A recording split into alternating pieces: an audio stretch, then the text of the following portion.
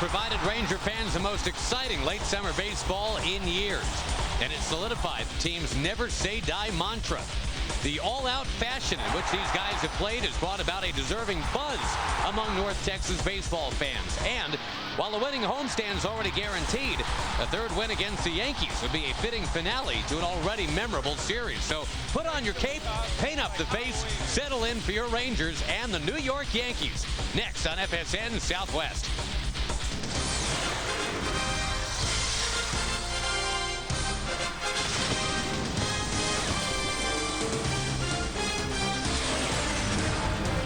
The Yankee fans were poised to be the leading noisemakers here in Arlington over this four-game series. It hasn't quite worked out that way. The Rangers have had more fun than the Yankees so far. They have won 2 out of 3. And now trying to stick the landing here tonight. The Rangers try to make it 3 wins, 1 loss in this important four-game series against the New Yorkers. It's the Yankees and the Rangers tonight from the ballpark in Arlington. We welcome you to Texas Ranger Baseball along with Tom Grieve. I'm Josh Lewin. Thank you for making Ranger Baseball a part of your Thursday evening. The Rangers now without David Murphy, and that's a big blow, no doubt about it. Who picks up the slack? Brandon Boggs picks up the slack. And one thing, Josh, we've been saying all season long, one of the strengths of this team is the depth that they have in the outfield. A lot worse things can happen to a team than have to play Brandon Boggs every day. We've said it almost every time he plays. He manages to do something to help his team win, whether it's make a great throw from the outfield, make a diving catch, or get an important hit. He's one of those players, when you look at his overall numbers, they don't look that impressive. He's a .244 hitter, not that impressive. Not a lot of home runs, decent amount of runs batted in, a little bit of a better batting average with men in scoring position, 5 outfield assists, doesn't look that great. He's a guy that's better than the numbers. When you see him out there playing, you don't think of a player with those numbers, you think of a player that can really help your team win. Back in April, BB was Ben Broussard on this team. We thought he'd be a big part of it going forward this summer. Turns out the BB of note is Brandon Boggs. He is absolutely in the lineup tonight and a big part of things going forward. Scott Feldman is on the mound tonight against Mike Mussina. That's your pitching matchup. It's the Rangers and the Yankees coming up next on FSN Southwest.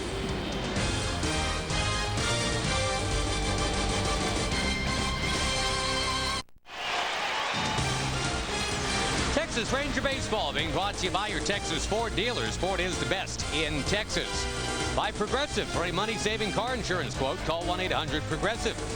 By Jack in the Box. We don't make it till you order it. And by Southwest Airlines. Fees don't fly with us. Visit southwest.com. Back in New York, the hockey version of the Rangers are known as the Blue Shirts.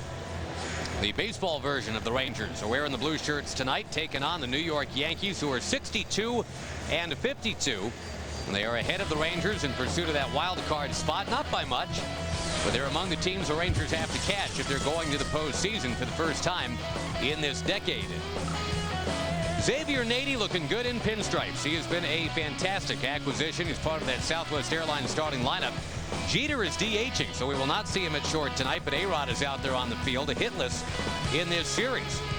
No Pudge tonight. He got banged up in that collision with David Murphy, the collision that put David on the DL. He's expected to be out for anywhere between 2 and 4 weeks. The Rico scouting report on Scott Feldman, a guy who, if he didn't dazzle the Yankees, he certainly impressed the Yankees back at the end of June. Well, he's 4-4 on the season. ERA is right at 5 almost.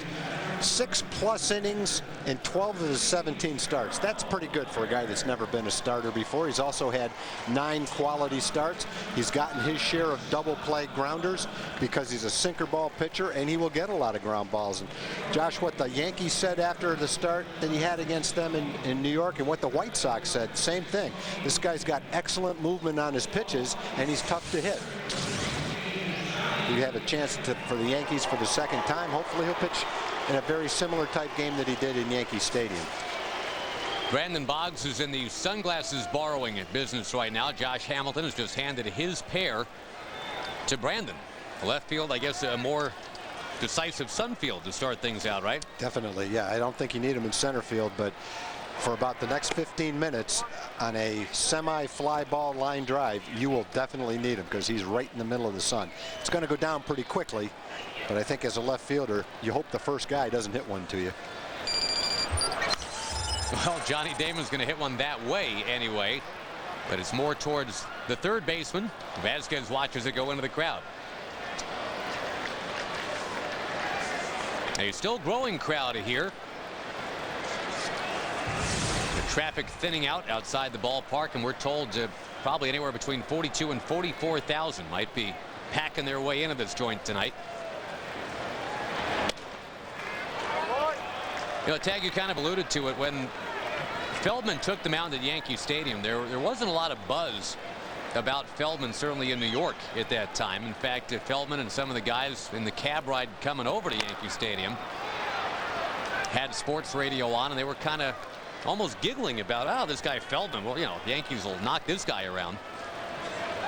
And as it turned out, Feldman went out there and allowed the Yankees only 4 hits and 1 run in about 6 innings of work. And one thing you learn in baseball is never ridicule another team's starting pitcher, because you never know. The guy's a big leaguer, and if he has good stuff and good control, almost any pitcher can beat any team at any given time. So you never know what's going to happen in the game. If it had been movie credits, Feldman would have been cast as something like guy number 3. You know, I mean, there was nothing that anybody in the New York media had that would have made them think that Scott Feldman could do that, but he did it. And if you've been paying attention, he's been doing that to other teams besides the Yankees this year.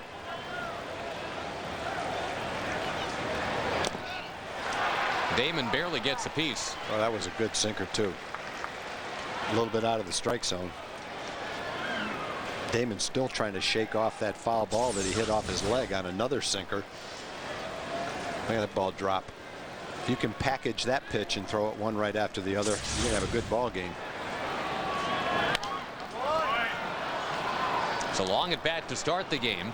Both these teams face long flights after the game, going in exact opposite directions. The Yankees will go play the Angels in Anaheim. The Rangers are heading east to play Baltimore.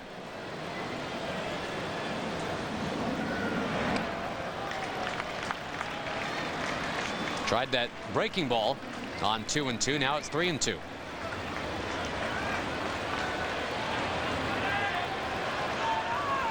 Ninth pitch of the at bat. Oh, and he broke his bat. That even sounded bad, boy. He saw a lot of pitches too. It wasn't like that sinker snuck up on him. He pounded one into his leg that hurt. He just missed striking out on one that he just ticked into the ground. He fouled a couple late down the third baseline, and then on the last one he gets jammed. That one was almost like a cutter that came from right to left in on the fists. Almost knocked the bat out of his hand. That's a good hitter right there.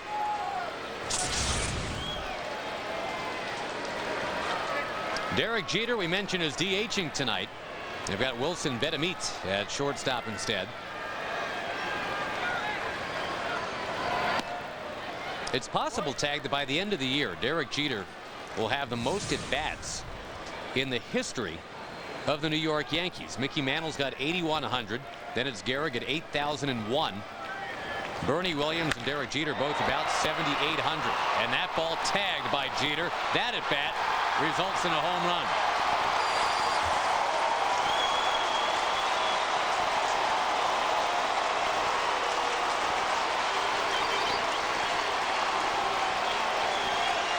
And a bat that didn't take nearly as long as the epic with Damon. But Derek Jeter fires it out towards that Yankee bullpen. It's 1-0. Well, Scott hadn't thrown a bad pitch up until that one. That one didn't get in where he wanted it to, and it was about belt high.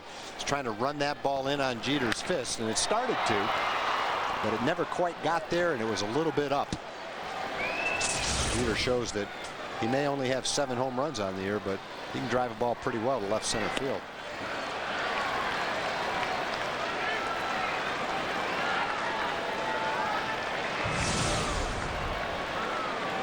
Bobby Abreu, another veteran hitter, comes up next. Him with a 9-game hitting streak. And Abreu launching one right center. He cut that one at 91 miles an hour and got that in on his fist too. Hit him off the handle. Besides Hamilton, we mentioned Boggs is in left, Bird is in right. And the Rangers, with a ground ball pitcher like Scott Feldman, that double play possibility is always in range for you. The guy coming to the plate right now has been hitting into double plays at an alarming clip in this series. Alex Rodriguez has hit into 4 of them already in 3 games.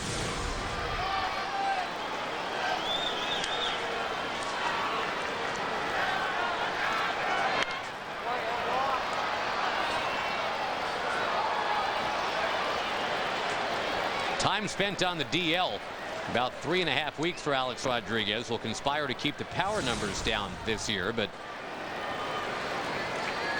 the Rangers, as a collective, they've kept Alex Rodriguez down very well. 3 for 20. Well, Scott's made one bad pitch. Fastball up that Jeter hit a home run on. Most of them have been just like that. That's an excellent sinker. Keep it right down there. You don't give up home runs down there. Just had one get up on him. Home run wise, Alex Rodriguez just a few shy of Mike Schmidt right now for what would be number 12 on the all-time list.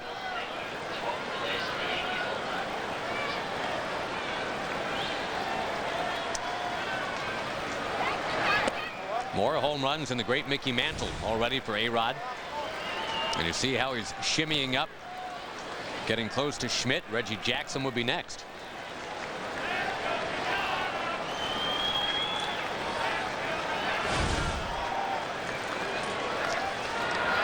Got him. Alex Rodriguez strikes out. But Derek Jeter hit that home run to make it 1-0 Yankees.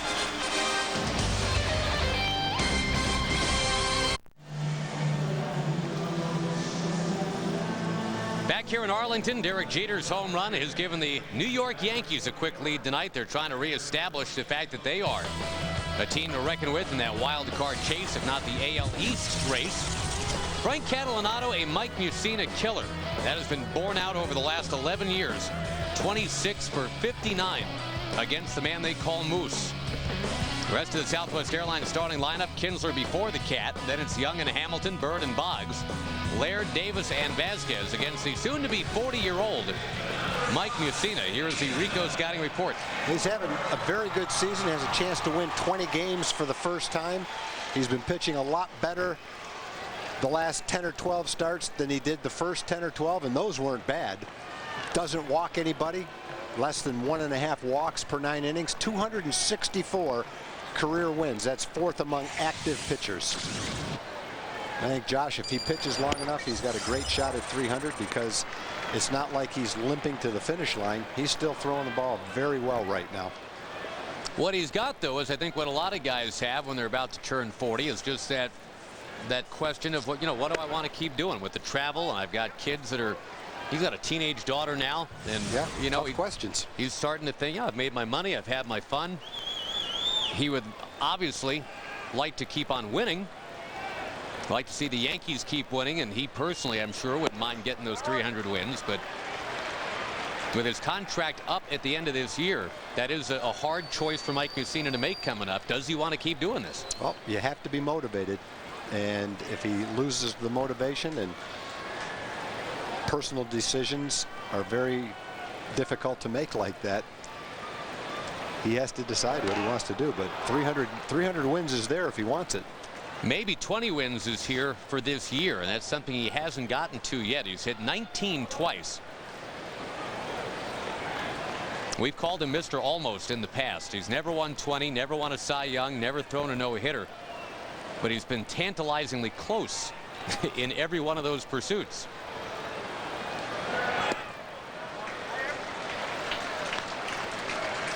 I think the biggest shock last year regarding Mussina tag was even more than the bloated ERA. Only 150 innings pitched last year, because normally this guy's a lock for 230 every year. Kinsler on the ground. Hit A-Rod in the midsection. He makes that play on the man that leads the league in hits and runs scored, Ian Kinsler. With Jeter DHing tonight, it's Betamit with A-Rod over there on the left side. Cano and Giambi on the right side. Nady, Damon, and Abreu roam the outfield. Pudge is out. He's day-to-day with that banged-up knee. So Jose Molina, the catcher.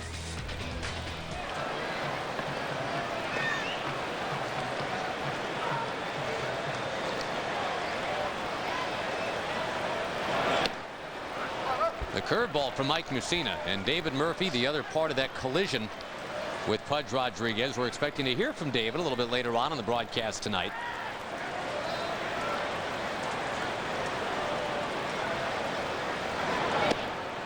More than a couple of emailers tag over the last 24 hours have pointed out, and I'll read Mike, Ranger fan Mike's email, because he says it pretty representatively, that the lack of national media coverage about the Rangers is very much in play when talking about that injury. There's a base hit for Catalanato. Ranger fan Mike says it's all over the media that, hey, Pudge got hurt.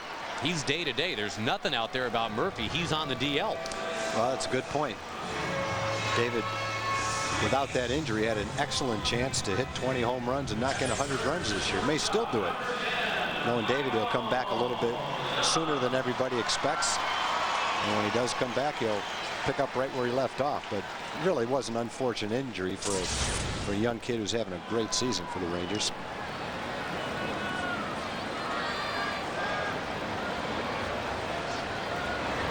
You mentioned Brandon Boggs will get a lot of the playing time. The Rangers did make a roster move, though, corresponding to the injury, and that's Jason Ellison joining the team from AAA. I think it's pretty obvious if Nelly Cruz was not on the DL right now, that would have been the obvious move to get Nelson and his 37 home runs up here. But yeah, and everybody's been talking about that for quite a while, as hot as Nelson has been down there.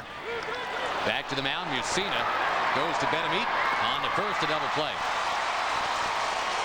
So the Rangers cannot respond quite yet to that Jeter home run. Yankees on top 1-0.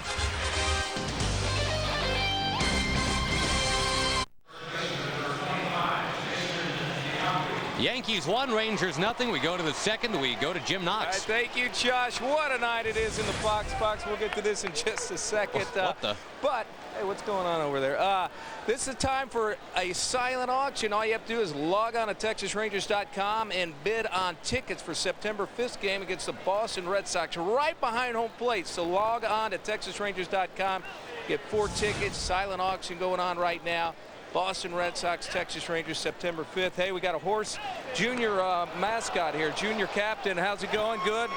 Go Rangers! Go Rangers, yes indeed. Ask him why the long face, Jim. Yeah, why the long face? No, forget about that. All right, we got a group. Where are you guys from? We're from China Spring, Texas. All right, good to have you. Mamas, don't let your babies grow up to be Yankees. Nice sign there. And Josh and Tom, let me see if you recognize this girl right here. Go ahead and look that way, Kristen. See that? Recognize? Tom, you're usually pretty good on this. Is it Chris?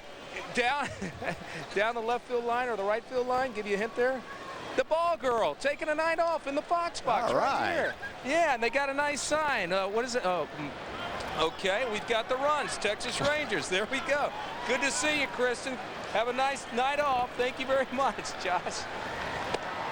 The hit batsman was Giambi. Xavier Nady is now the batter. Thanks, Jim. And well, Feldman, who's been all about ground balls really since we've known him as a Texas Ranger, got a chance to quickly get 2 outs here if he can get Nady to hit one on the ground somewhere.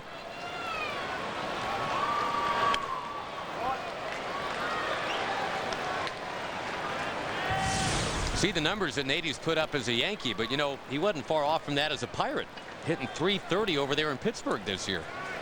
Yeah, Nady was disguised a little bit in a Pittsburgh Pirate uniform, but you can't disguise the numbers. He's getting a chance to come out here with the Yankees, but he can hit. Yes, he can.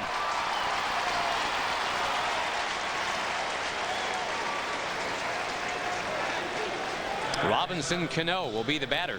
You know, we're talking about Nady and the trade to the Pirates. Pirates got a pretty good pitcher in that trade. You see what Jeff Karstens did the other day? Took a perfect game into the 8th inning. Outdueling Randy Johnson, former Yankee. So it's not like the Yankees stole him away from the Pirates. They might have given up some pretty good players in that trade.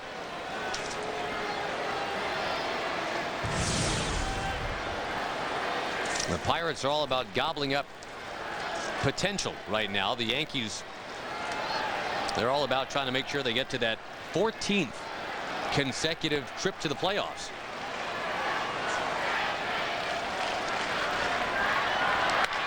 On the ground, third base. Got to wait for Kinsler to get over there, and now they do turn that double play.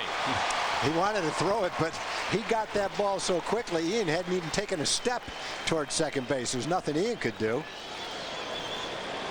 That was one, if he fielded that ball to his right, that was one of those, Josh, where you might be able to step on third and go around the diamond for a triple play.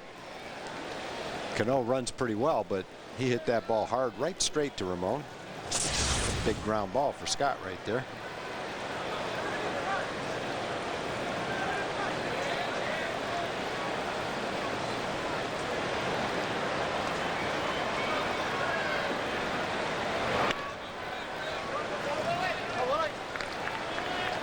Love the triple play. We just don't see the triple play a lot.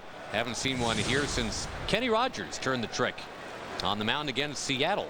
That was 6 summers ago. The Yankees, somewhat incredibly, Tag, have now gone in the regular season anyway. More than 40 years since turning a triple play.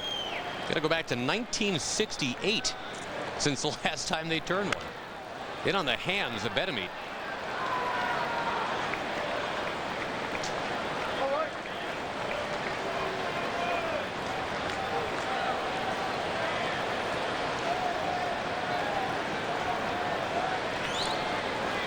Now you can get that last out any way you choose. Runner at third, 2 down. 1-0 on the Derek Jeter home run. Well, the strikeout works. That'll look good in the paper tomorrow, too. At least 2 strikeouts will be in that column now for Feldman. He ended the first with 1. He's ended the second with 1 as well. Parte baja la segunda entrada, vienen a batear por el equipo de los Rangers. Son ellos Hamilton, Bird y Box. Cuarto, quinto y sexto aquí en la parte baja de la segunda entrada. Y la acción la puede escuchar en español hoy en día en FSN. Ya sabe la clave, agarre su control remoto, hágale como yo, busque presionando el botón del menú, el zap, y lo escuche en español el día de hoy en FSN con José Guzmán y su servidor Eleno Mena. Así que vámonos con la acción aquí en la parte baja del segundo episodio, José. Thanks, Eleno. The SAP broadcast brought to you by your local Toyota dealer. That breaks the streak of hits during the SAP read, unfortunately. See if Josh Hamilton can crank one right here, though. Hamilton, Bird, and Boggs in the bottom of the second inning. A Derek Jeter home run has the Yankees on top tonight. Rangers trying to win this series 3-1. Put that in their pocket and go on to Baltimore.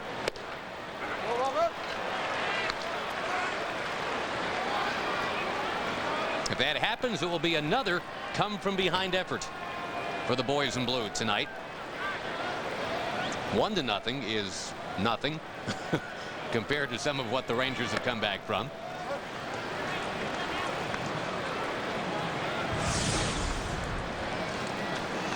It was a fairly compelling comeback Sunday against the Blue Jays. The Rangers trailed 4-0, won the game 8-4. So that paled in comparison to the first game of this series, just because of the sheer drama. The Rangers spotted the Yankees a 4-2 lead. Wobbled back on top on a Michael Young home run. Then the Yankees tied it. Then Marlon Byrd, the walk-off grand slam. That was a pretty fun night at the old ballpark.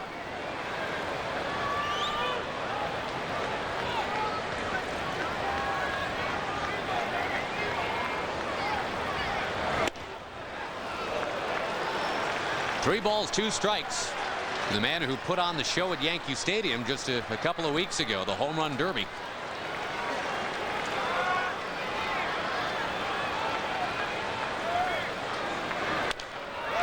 On the ground, 1 hop second base, and Cano throws out Hamilton. That's one of the things that makes Messina so tough, is that he can throw a variety of pitches at any time in the count. He's not locked into a fastball on a 3-2 pitch. In fact, he threw him an off-speed pitch, slow curveball 3-2, and Josh was a little bit out in front of it. He's got an excellent assortment of pitches. He could throw them all for strikes. He has excellent location with his pitches. Talked about him In the scouting report, he's walked 1.2 batters per 9 innings. Only walked 19 batters all year.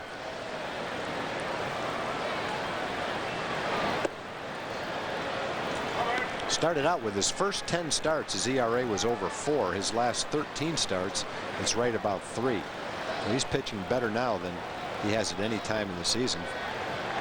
In 5 out of his last 6 starts, he's given up 2 earned runs or less. Marlon Byrd hits it towards the alley, left center field. It's going to drop and roll. And Marlon Byrd storms towards second base. He's got a 1-out double. Just a terrific homestand for Marlon Byrd.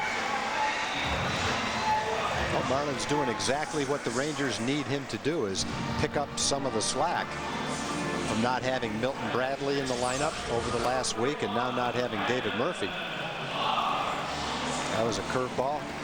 Got a lot of the plate, and Marlon ripped it into the gap. Brandon Boggs, another young outfielder, is going to get a lot of playing time now. He's getting pretty significant playing time. He has 200 at-bats this year. But without David now, he's going to be playing almost on a regular basis, you'd have to think.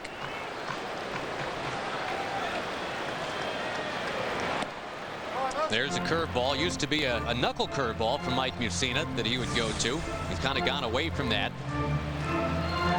But as you said, Tag, it's like channel surfing on TV. I mean, there's just all kinds of different options that Mussina and whichever catcher he's working with can choose from. So many different pitches from so many different angles. Boggs, base hit right field. Marlon Byrd coming to third, and he's told to stay right there. Good call. Remember, it was in the second inning yesterday that the Rangers had Murphy collide at home plate. Bray is a good outfielder. He'd fit in well on the Rangers the way he can play the outfield and throw. One thing he does is he plays a little bit shallow, but he really charges the ball well, so that when he catches the ball, he's close to home plate. And then he gets rid of the ball quickly, and he's got a nice overhand throw that delivers the ball to the catcher with good accuracy in a way that he can handle it. Good move there, stopping him at third base. Well, the two good friends from Atlanta, the two Georgia Tech guys, Byrd and Boggs, on base now. And a chance for Gerald Laird.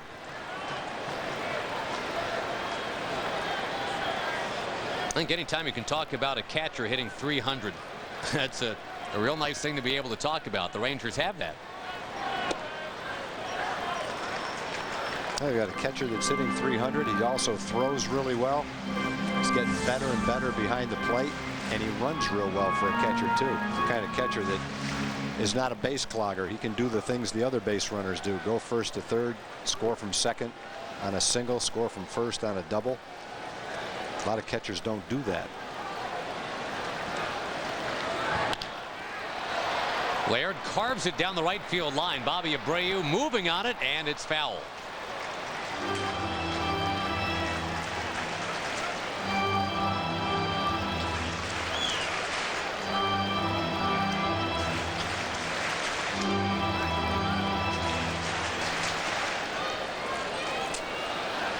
.5-3 the final yesterday, that Yankee victory. First game since July 22nd where the Rangers failed to score 4 runs.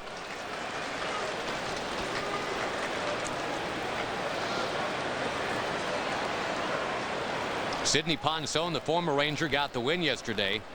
He's the only starting pitcher that the Yankees have put out there this year that has been on the winning end of things against the Rangers. The Rangers are 4-0 against everybody else from the Yankees. Laird, hot shot to short. Betemit to second base. It's a second double play induced by Mike Mussina.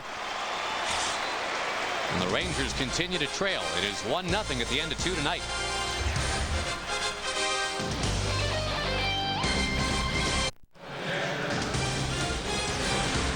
Texas Ranger Baseball brought to you by your Texas Dodge dealers and by Geico Insurance.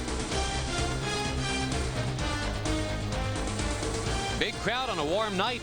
A Thursday evening here in Arlington. The Rangers are heading out to Baltimore when the game is done. Scott Feldman on the mound gave up the home run to Derek Jeter in the first inning, but otherwise no problems yet. Pitching coach Andy Hawkins supplies the Geico quote for the night. And there is kind of a fine line that the Rangers are walking right now. Scott Feldman is used to innings pitch totals of 65 and 70 and numbers like that for a regular season. Right now, Tag is at 101. Yeah, I think there's a difference between the innings, though. I think when you're a relief pitcher and you're pitching a little bit more frequently, sometimes you're getting up and throwing without coming into a game. That when you throw 65 or 70 innings, that's a lot. That's a big workload over the course of a season.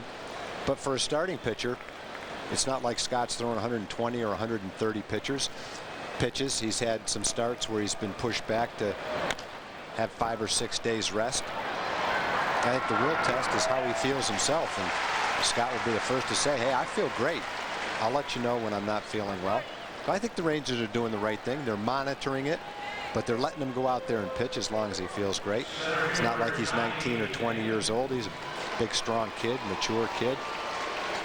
So I applaud the Rangers for monitoring it, but it doesn't seem like the workload is approaching an area that has to cause alarm or anything. Johnny Damon takes down and in. One guy who is starting to feel better about himself and feel better about things that we should mention, Tag, is Brandon McCarthy. Had a side session here today, and it wasn't just Andy Hawkins. It was Jim Colburn, the bullpen coach, and a guy that's been a pitching coach at the big league level. Also, a fellow by the name of Nolan Ryan, helping to supervise that throwing session. From all accounts, that went very well. Yeah, Emily Jones was up in the booth and had talked to Brandon and gave us a great account of that Brandon was searching for answers and wanted to come in and check with the big league guys. Felt really good about the outing that he had. There's a look at it. Nolan working with the pitching coaches, and I think Brandon, according to Emily, came away from that feeling really good, like he's making progress, like he's got something he can work with now that gives him optimism. I'm sure they'll continue to monitor him and hope that he can carry that side session today back out onto the field for a couple of rehab starts, and hopefully Brandon will be back in the big leagues feeling good about himself and helping the ball club. And that, by the way, has not been an everyday sight. Nolan in his work clothes, you know, his executive clothes, out there working with the pitchers. Kind of an unusual thing to see today. But boy, Brandon McCarthy was thrilled to have gotten that kind of instruction today. Yeah, I think what Nolan has done is he's made it known to the staff that if there's an important project that needs work that I can help with, ask me, but don't expect me to show up unannounced to work with the pitchers. That's your job. But if there's an area that I can help in, obviously I'm more than willing to help. And from Brandon's standpoint, you've got the two big league pitching coaches there with a lot of experience, and Nolan right there with them. If you can't come away from that meeting without picking something up, then you haven't been listening. Well, in a season where the Rangers have just been rifling through starting pitchers, I mean, all the guys they have used, Brandon McCarthy has not been one of them yet. And Ron Washington telling the media today that Brandon will not be used until they're confident that he is clicking into place at AAA. But Johnny Damon has already seen, well, this will be 19 pitches total in 2 at-bats against Feldman.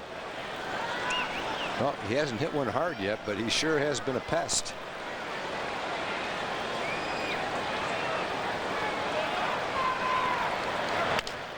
Yes, he has. He's not getting much to hit at, I'll tell you that. It's not like any of these pitches have been good hitters' pitches. He's just spoiling some real good pitchers' pitches. Sinkers down, sinkers away. Scott's pitched him tough.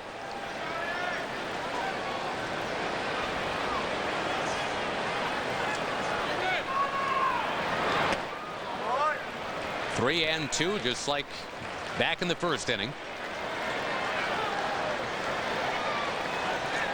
Johnny Damon, the opening act for this modern day murderer's row that the Yankees feel like they're trotting out there now.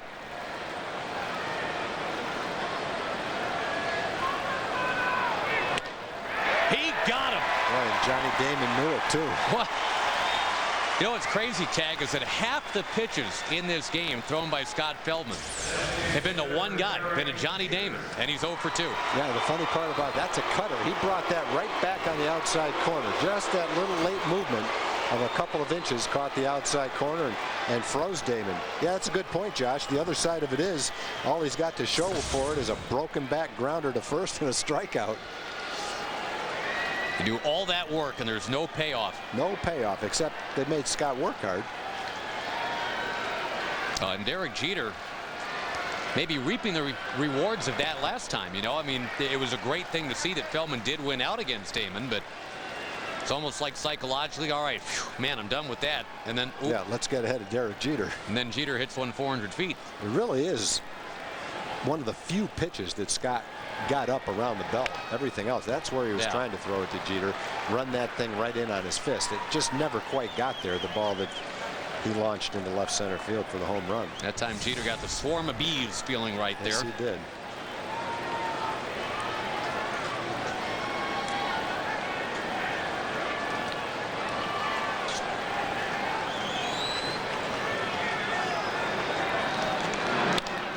Slowly hit to short. One all-star shortstop grounding it to the other. Jeter to Young to end the inning. It stays 1-0. The Rangers have Chris Davis coming up.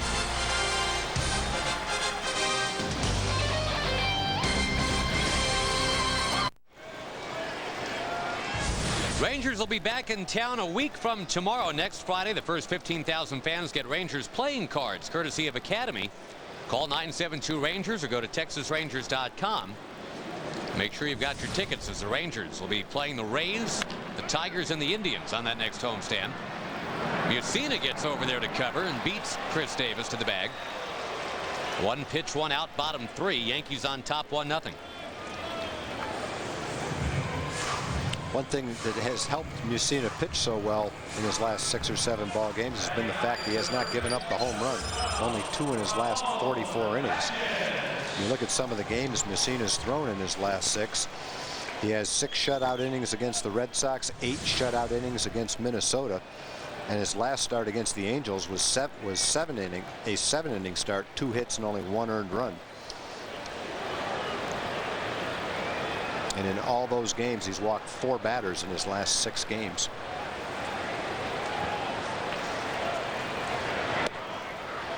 Deals a strike to Vasquez. Mussina keeping the ball in the yard in this yard too, Tag. I mean, this is not an easy place to not give up a home run, but over his last several starts here, as Vasquez singles into right center field, Rangers get 1 on, 1 out. I've got Mussina as 1 home run allowed now here in Arlington his last 35 innings here. It's pretty good. He's thrown a lot of off-speed pitches, and first time through the lineup, the Rangers had 4 hits. They hit the ball pretty well against Mussina. They actually hit 4 base hits and several balls that were hit pretty well. Kinsler hit a hard ball to third. The ball that Laird hit to shortstop for a double play was a well-hit ball. And so Mussina's gotten through the first inning without giving up, first 9 hitters without giving up a run, but the Rangers have swung the bats pretty well against him. It's an absolute challenge tonight. Mike Mussina in search of his 15th win. Only Cliff Lee of the Indians has that many in the league right now. But you can say the Rangers have their most consistent guy on the mound tonight, Scott Feldman.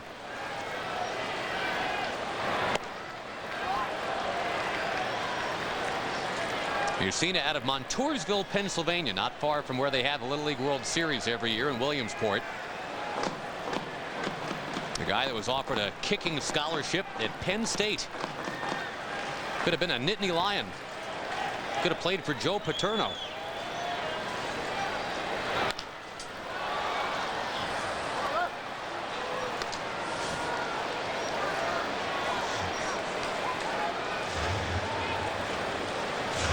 I was trying to kiss up to our esteemed producer Kurt Dykert right there. I recognize that. Proud Penn State alum.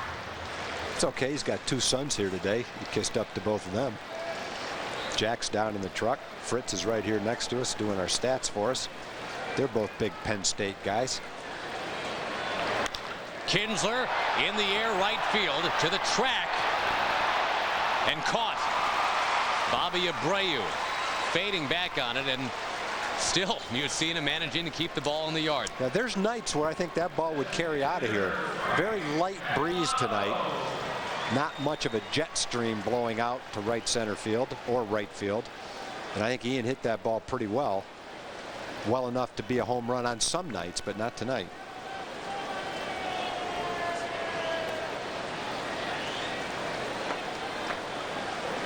Now here's Mike Mussina's one-man Waterloo right here. Frank Catalanato has just had his number over the years.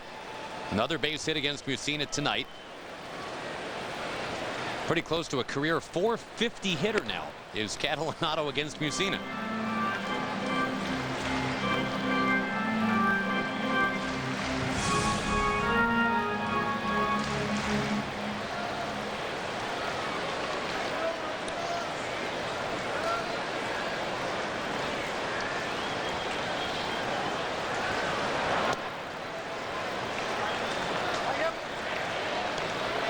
A little bit later on, our Texas truck stop will be all about Frank Catalanato. Stay tuned for that.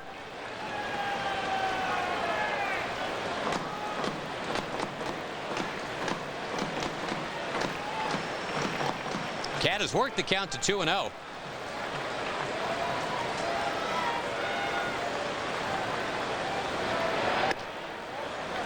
And now 3-0 with Michael Young on deck. We mentioned the Baltimore Orioles as a team. They're on deck for the Rangers. The road trip to Baltimore featuring 3 games over the weekend. Then it's on to Boston for 3. And that's the team that the Rangers really need to play the best against. Head-to-head against the Red Sox. That's the team they're chasing atop the wild card lead. You still have to get past the Yankees. You still have to get past Minnesota or Chicago, whichever team is not in first in the AL Central. But at bottom, at some point, you got to win some games against Boston. That's for sure. The Tampa Bay is just not showing any signs of letting up. They have a 3-game lead on Boston. Rangers have some games against Tampa Bay, too. I keep waiting for Tampa Bay to go through a little bit of a bad spell, and I guess they did for a while, but they bounced back. Right now, Tampa Bay is 23 games over 500. Wow. Their franchise record for wins in a season is 70. They had a chance to have that by tomorrow. Catalanato draws a walk, and up comes Michael Young. Mussina thought he had strike 3 right there. He threw the fastball, tried to run it back to the inside corner, took a couple of steps toward the dugout, but didn't get the call. Dead giveaways when the catcher moves his glove toward the plate after he catches it. That tells you he didn't think it was a strike. And the tracker showed that it absolutely wasn't a strike. Cat works the walk right there. 64 runs batted in for Michael Young. Only one other shortstop in baseball has that total right now. That's the Indians' Johnny Peralta.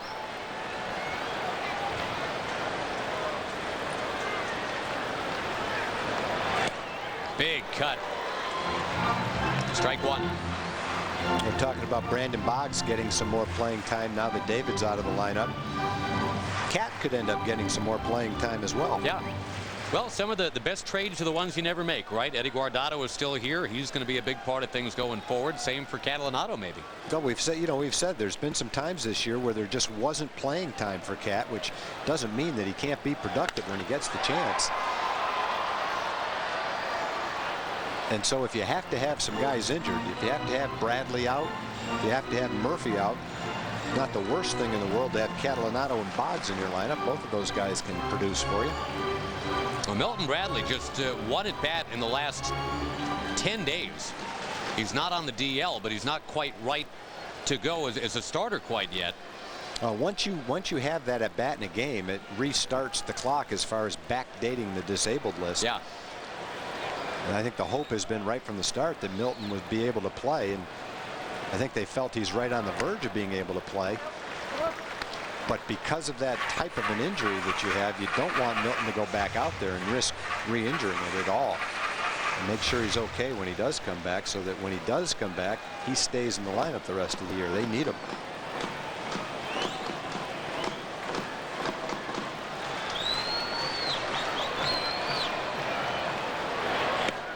Mussina strikes out Young.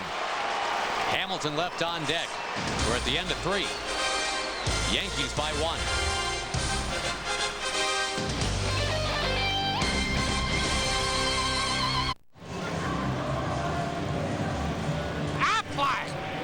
The Aflac trivia question comes your way right now. The 3 perfect games thrown in Yankee history. 3 of them. That's a lot. The pitchers and catchers. Do you know the batteries for those 3 games? I'll get you the answer coming up in the bottom of the 4th inning. This is a tough part of the order. In the top of the 4th inning, Abreu, A-Rod, Jason Giambi. The David Murphy-less Texas Rangers tonight. Trailing 1-0. David Murphy kind enough to join us right now. And first of all, Murph, so sorry to hear about the fact you're going to be out for a couple weeks. What are they telling you about the nature of that injury? They just said that it would, you know, at least 2 or 3 weeks, at most 4 to 6. So obviously, in my mind, I'm thinking 2. Is it just a matter of rehabbing it now, David? When can you start doing your rehab work, or is it something that could possibly need some surgery down the road? It's not going to need surgery at all, so that's a good thing. Good. It's just something that I think once the inflammation and the swelling goes away, that I'll be fine. They said that I'll be able to tell a good deal about how I feel and kind of the course of action after about a week to 10 days. It's gotten better since last night, and we'll just continue to watch it and see how it progresses. 1-1 the count to Abreu. Now make it 1-2. When you had the collision at the plate, it looked like you hurt your chest too. Were there some other places on your body that are sore after that collision? No, that's what my mom and a few other people said. They were wondering about my chest. My chest was fine. It was just I scraped up my shin pretty bad. Back of my knee hurts, obviously. And if you guys can get a picture of my eye here, my eye got banged up a little bit. Oh boy! But I guess he didn't punch you, did he? You're gonna take your licks sometime. David, what was it like? I mean, take us from what you remember of it anyway. I mean, you're coming around third. You know there's going to be a play at the plate. That moment is Michael Young can't get this one. Abreu sizzles that one into left center. We're watching it right now. The base hit by Kinsler, and you're coming around. What's going through your mind as you're on approach? I really don't know. It was strange because usually when I come around to score on a base hit, you know, I usually don't take a peek and look to see where the ball is. And I remember that I did that yesterday, and it just, I don't know. It's just weird. I never picked up the ball, and by the time that I got to the plate, it just seemed like it all happened so fast that I didn't really know what decision to make. So I just went in there and tried to slide through him, which obviously wasn't the best choice. But he had the ball early enough to where he had good positioning. So if I tried to run him over, I might have been in trouble also. Well, the one thing that looked like happened, David, is Abreu's throw was up the line by 2 or 3 feet.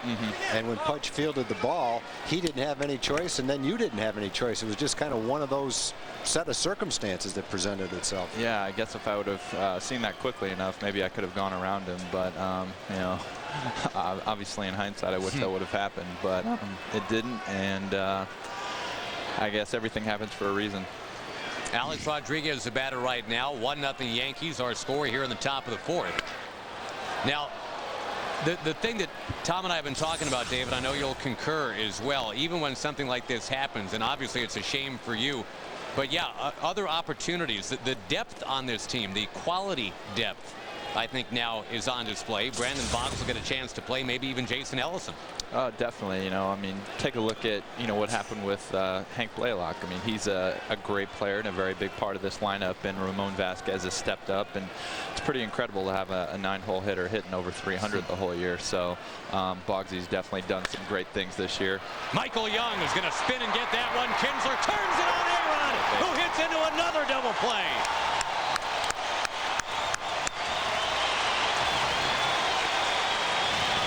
Your teammate is pretty good out there, Mr. Murphy. We got some good players out there. Yeah, Boggs is going to do a great job for us. Jason Ellison's obviously been around with you know, a few different teams, so he knows what it's like up here. When he gets his chance, he's going to do fine. Like you said, we have so much depth out here, and this lineup is so capable from top to bottom that you know, I hate not being in there, but there's plenty of guys that are going to pick up the slack. David, now what is your program from here? Will you be working with the team, or will you stay back and do rehab somewhere else? No, I'm not going to go on the road trip. There's a local place around here where I guess most of the guys go when they stay in town. Jason Jennings goes there, and some other guys go there. So I'll be well taken care of, and I don't know, hopefully by the time they get back, I'll be hitting and throwing and doing all that stuff, and well on my way to be back. The last time you got a chance to go to Fenway, you got your World Series ring from last year. To no return trip to Fenway, unfortunately. That's too bad. Well, that's all right. You know, hopefully there'll be plenty of other chances, and it's always fun to go play there, and you know, for me especially, seeing some old friends. But I hope we beat up on them a little bit. David, right now you've got 74 runs batted in. You're leading American League rookies in that department. Do you think about Rookie of the Year? Is that something you even thought of back in spring training, or what's your process on that? I don't think you can come into the season, you know, setting your sights on individual goals. You know, you just try to, if you come out and you try to do what it takes to help the team win every day, I think that the individual stuff will kind of come on its own. So, you know, I'm not going to say that I haven't thought about it, and you know, it's fun to think about every now and then, but that's not the most important thing. You know, it's been so much fun winning ball games, and just the way that we've played since the end of April, the beginning of May. It's been so much fun. I don't think I've had a year of baseball that can compare to this. This has just been so much fun, the way that these guys go about it. I heard a comment from a fan today talking about how he loved watching us because we remind him of a college baseball team. And you know, it's not exact, but it's about as close as you can get. You know, the way that we play with so much energy, and the way that this ball club comes to play every day, it's comparable. And you played for a real good college program down at Baylor. You guys won some games. Obviously here, as the wins happen late, and you've had the walk-off drama a couple times yourself. Yeah. That's been, to me, that's been the most fun thing of all, watching you guys dogpile at home plate about every other night. Right, you can't beat that. You can't beat the walk-off, and the way that we've won so many games in comeback fashion. I mean, to be down 5 or 6 runs early in the game and then come back, and I just love the way that this team shows so much fight. David Murphy joining us here in the top of the 4th. The Yankees leading on a Derek Jeter home run.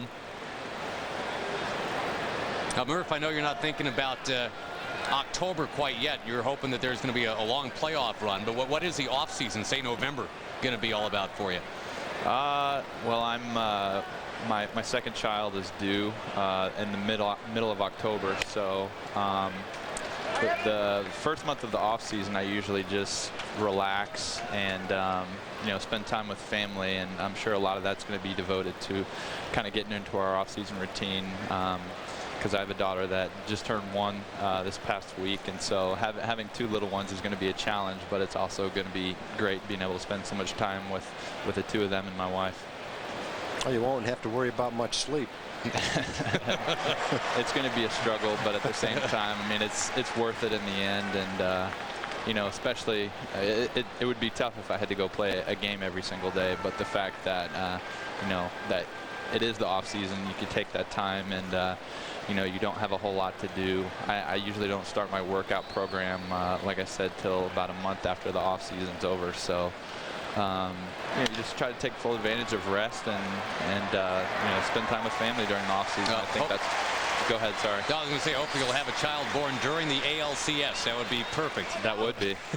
David, thanks so much. Sorry about the injury, but we really have enjoyed watching the play this year. We'll see you back soon. Thank you, guys. All right, thanks, Murph. Yankees won, and the Texas Rangers nothing. Bottom of the 4th coming up.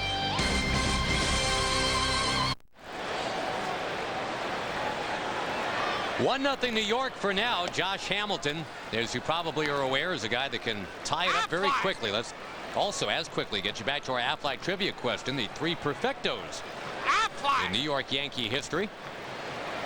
Yogi Berra received the Don Larson perfect game.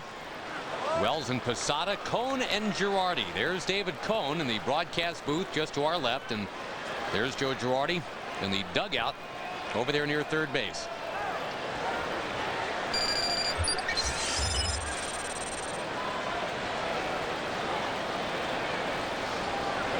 The Cone and Girardi one against the Expos, who don't even exist anymore. All they do is the Washington Nationals, I guess. That was 1999 when that came down. Back when Milton Bradley was a Double-A outfielder for the Montreal Expos.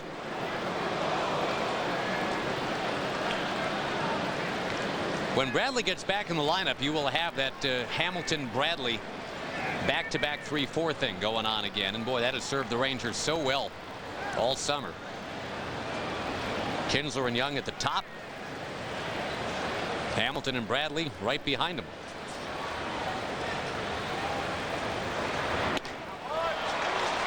Hamilton is out. We were talking about this yesterday, Tom, with Milton taking some time off.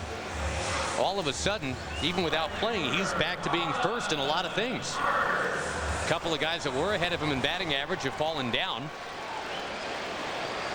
A-Rod was ahead of him in slugging percentage, and he's not had a great series here, so he's become the second place guy to Milton's first.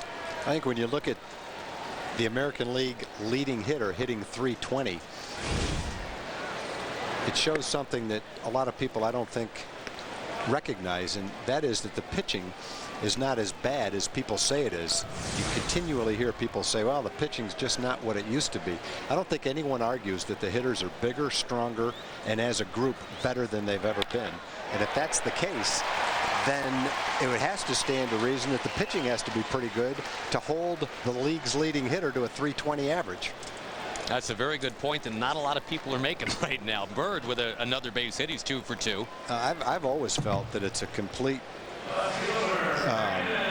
erroneous statement when people say the pitching is lacking. It's not what it used to be. You just watch game after game, and relief pitcher after relief pitcher comes in with a splitter, a good slider, and a 95-mile-an-hour fastball, one right after the other. Now, there's occasionally a starter that you see on any given day that maybe doesn't have the experience that he needs to be a successful big league pitcher, but that was always the case. Even when there were 4-man rotations and in 16 big league teams, there's always a starting pitcher somewhere that you said really didn't belong in the big leagues.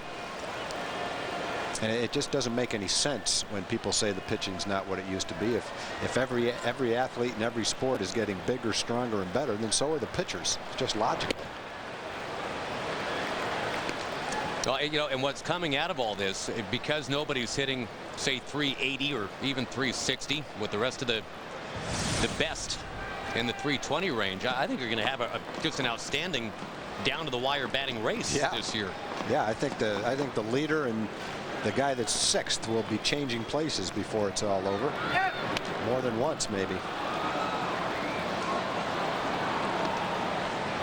The closest ever American League batting race, I believe, if it wasn't the George Brett Hal McRae one in 1976. In 1970, Alex Johnson by 1,000th of a point over Carl Yastrzemski. What was that? Was that .320? That was. Or was it less? It was .300. That year? Yeah. What was? Well, yeah. There was a year that Yaz won the Triple Crown where he was in the 2s and not the 3s for a while. Ended up at .301. Okay, maybe that's what I was thinking. Yeah. Of. What did Alex hit that year? .319 maybe, something like that. Somewhere in the 3 teens, I want to say. Alex was a Ranger, and he could hit. He was a line drive hitter, and boy, could he run.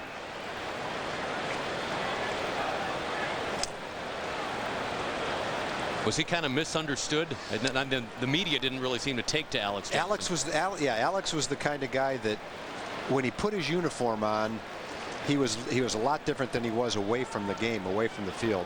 Off the field, when he walked out of the clubhouse, he was one of the nicest guys you'll ever meet.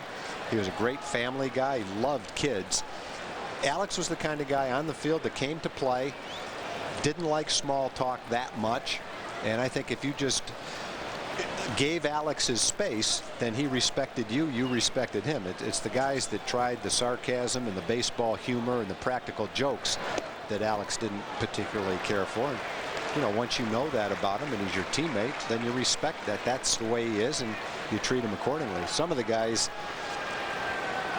didn't respect that, and they had some problems with Alex. And believe me, he was not a guy you wanted to have a problem with. No, my money would have been on Alex. Yeah, against anybody. Right. He and Jim Bibby used to wrestle in the back of the plane, and we always used to tell him to calm down. You're going to make the plane get off course. Ground ball to second base. Boggs moves Bird over to second. I remember reading about the one reporter that had the temerity to go up to Alex and say, "Hey, Alex, last year you only had 4 home runs. This year you've already got 9. What's the difference?" And Alex, looking at his shoes the whole time, said 5. Yeah, that was probably a mild answer. The guy's lucky that's the answer he got. But to answer your question quickly, yeah. Was he misunderstood? Yes. Alex was not a bad guy. I got along great with him and enjoyed him as a teammate.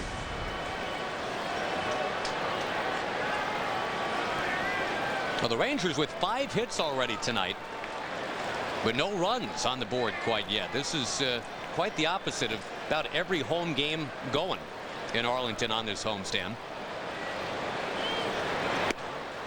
And really throughout the year we've seen 9 8s and 13 12s and 12 11s. Not a lot of 1-0s. On June 30th, when Messina faced the Rangers and Scott Feldman, it was a 2-1 game. Rangers won that game 2-1.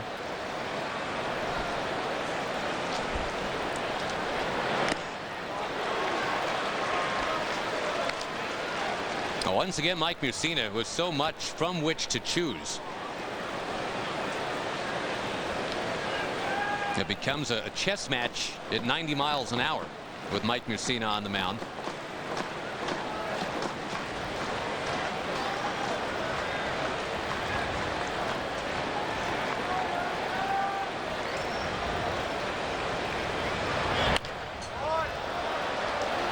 The durability of Mussina, we kind of hit on that as well, Tag. 20 starts or more, 17 years in a row. And for American League guys, only Roger Clemens and sad Sam Jones have ever gone any longer than that. I don't know what Sam was so sad about. He pitched back in the 20s and 30s. Maybe a zoot suit didn't fit. Mike Mussina at 264 career wins, trying to help steer the Yankees back to the postseason. They've been there 13 years in a row. Rangers haven't been there since 1999.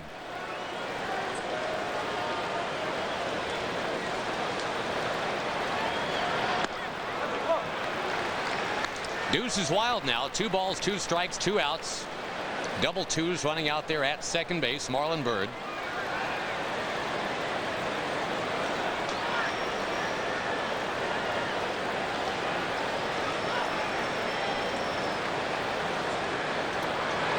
And Laird down on strikes. Been a tough night for the Rangers against the Moose, Mike Mussina. Yankees still leading 1-0.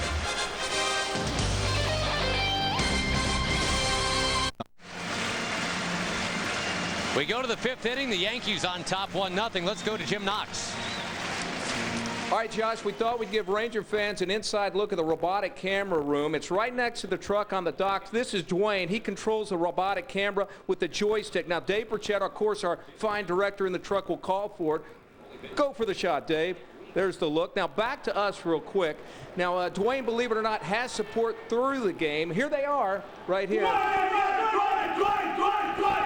So, as you see, Dwayne has backups when needed. Great job, Dwayne.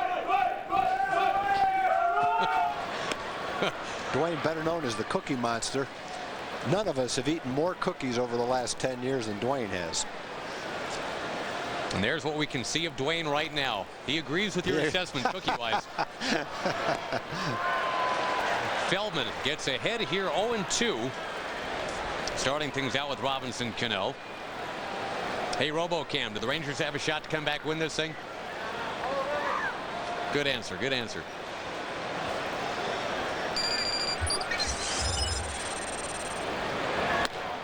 Up too high to Cano.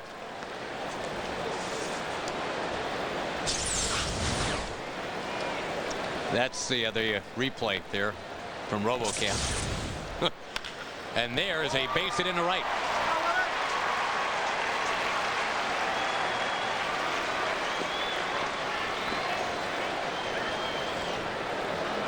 That's going to bring up Wilson Betemit.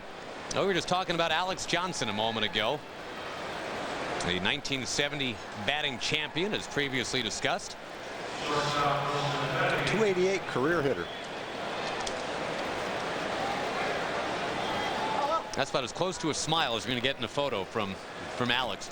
Alex's brother was Ron Johnson, the great Michigan halfback who went on to a nice career in the NFL.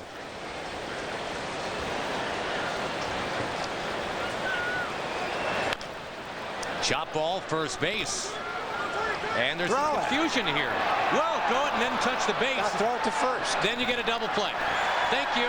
2 down. Now the third base umpire is saying that it hit him, but until there's a call, you have to keep going. Everybody except the third base umpire on that field said go for it. Yeah, no one raised their hands, and until they do, you got to turn the double play. Bob Davidson, though, the crew chief, was finally on record as saying that was foul ball. That's okay. All you did is waste a couple of throws. It'd be a shame not to throw it and have it turn out that it was a fair ball.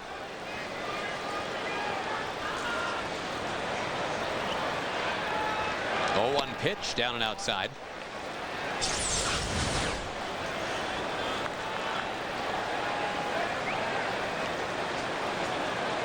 Yeah, I got him in the toe.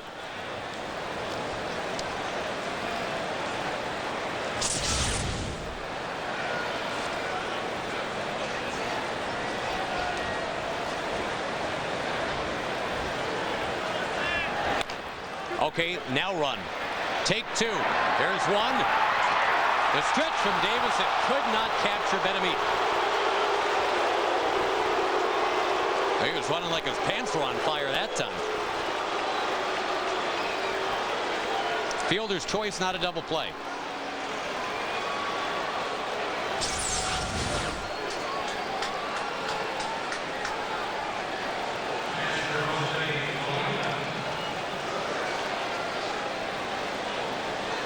Feldman is, though, getting ground balls. That's good news. Get a little harder hit ground ball here from Jose Molina.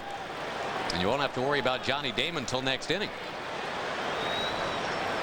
Damon has seen 21 pitches tonight in 2 at-bats. Josh, I want to thank Matthew Martinez for sending up the nice batch of oatmeal cookies. His great-grandfather calls them goatmeal cookies. Not sure why, but thank you very much, Matthew. Also want to thank Johnny Wilson from Terrell for the nice letter that he wrote to us. Yeah, the goatmeal cookies, I think, were being made on my block today. Yeah. That's South Lake's finest right there, so thank you to the Hale family. Well, Feldman thought about second, then realized no chance at second base. Yeah, they had the hit and run on, and it forced Molina to swing at that pitch that was about 6 inches inside, and he fought it off, kept it fair, but just tapped it back to the mound because Betemit was running on the play. Oh, man, that ate him up. Almost hit him in the shoulder. Ate him up like we ate up the goatmeal cookies. Yes. No play at second, but get the out at first. We'll see if this at bat turns into another mini series with Johnny Damon. 9-pitch at bat and a 12-pitch at bat for Damon already.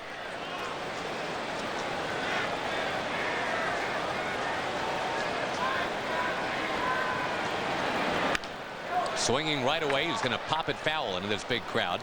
We'd also like to send our condolences to the family of Jim Joyce from the Colony. Yeah.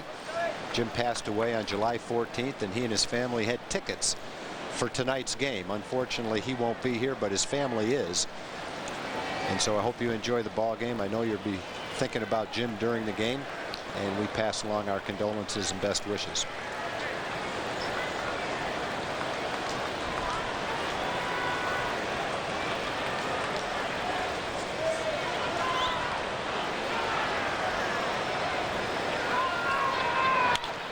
Slugged into right field. That's down for a base hit. Marlon Byrd has got it. Marlon Byrd is firing.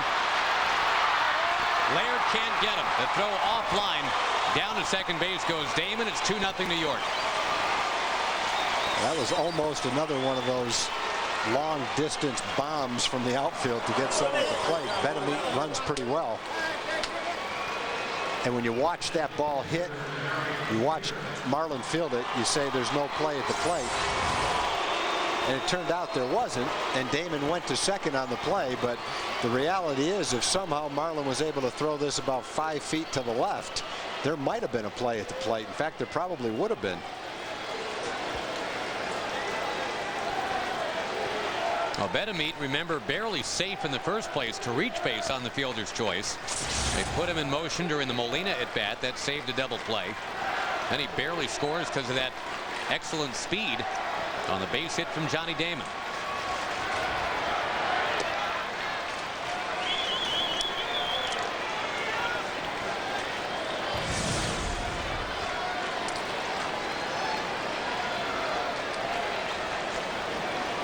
For pure star power, it's tough to beat Damon, Jeter, Abreu, A-Rod, Giambi all in a row for these New York Yankees. Of course, they've added Pudge to the mix now, too. There's another one of those cutters that becomes awfully tough for a hitter like Jeter. Any right-hand hitter. Pudge again day-to-day with that bruised knee. David Murphy got the worst of that collision. He's on the DL. Thanks again to David Murphy for joining us last inning.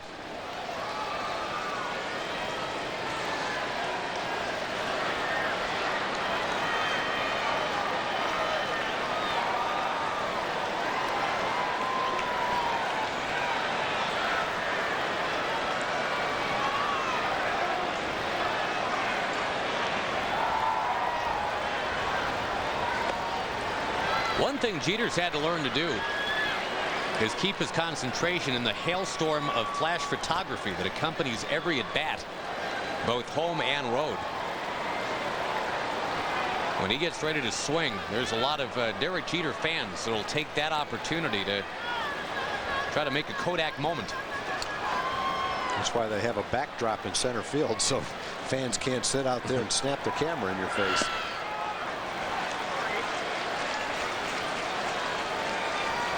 Jeter, who's DHing tonight, but of course normally the Yankee shortstop. Check your forward leaderboard. Hits by shortstop since '03.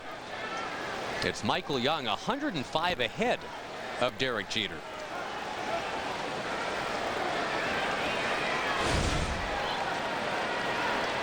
Michael trying to get to another 200 hit season this year. He's had 5 in a row.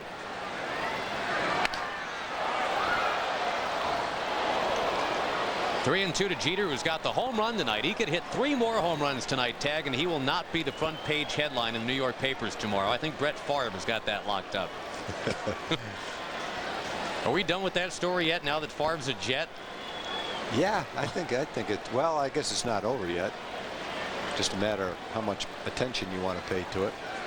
I'm ready for a very quickly put together TV channel, FTV, Favre Television. Got a lot of mileage out of it, I guess. Man.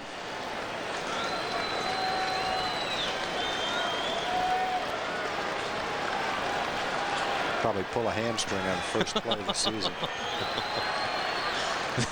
The 3-2 pitch. We'll do it again.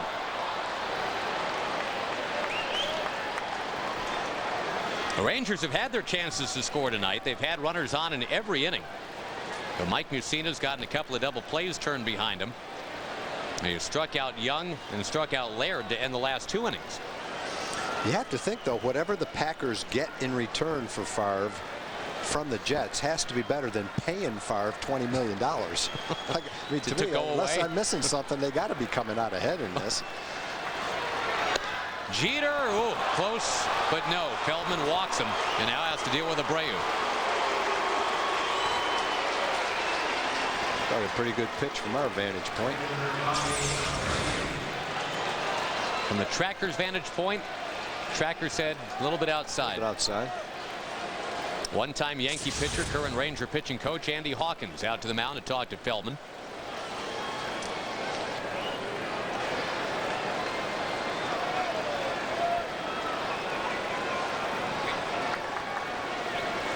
Folks, you're invited to see your favorite Rangers alumni during Alumni Legacy Weekend, August 15th and 16th, presented by Health Markets.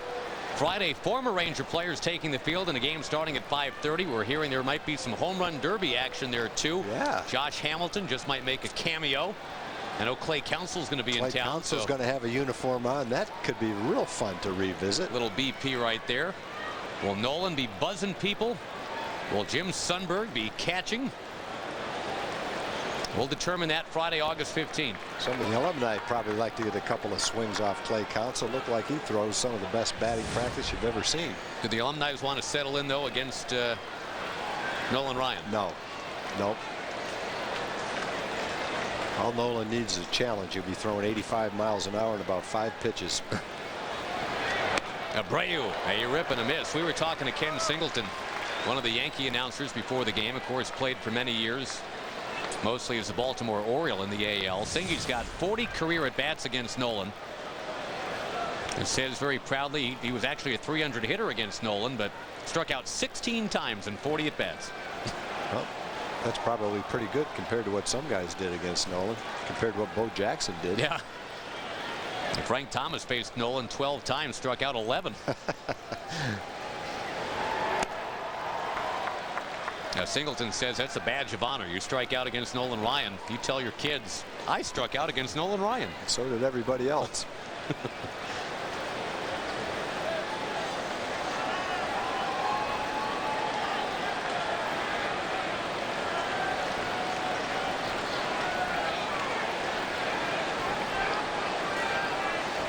2 on, 2 out. 1 run in here in the top of the 5th. The pitch count for Feldman in the low 80s right now.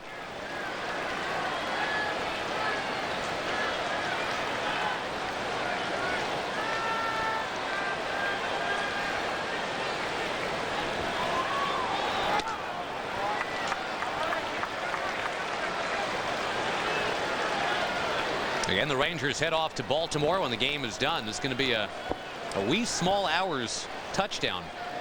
The Rangers lose an hour heading east. About a 3-hour plane flight.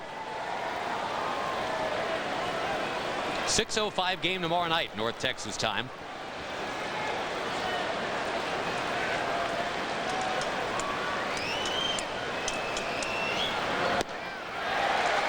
Two balls, 2 strikes. With 2 on, 2 out, 2-0 New York.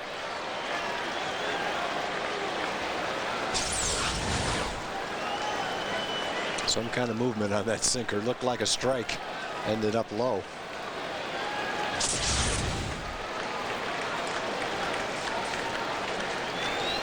The Hawaiian-born San Francisco raised Scott Feldman.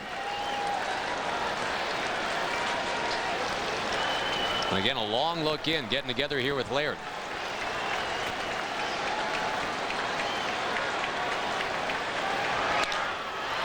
Down the left field line, it's foul.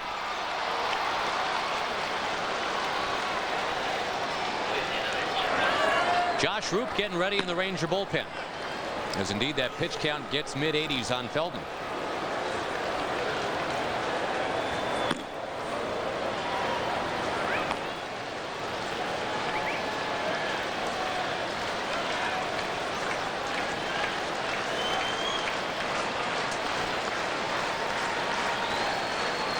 Abreu with a 10-game hitting streak. Tough out.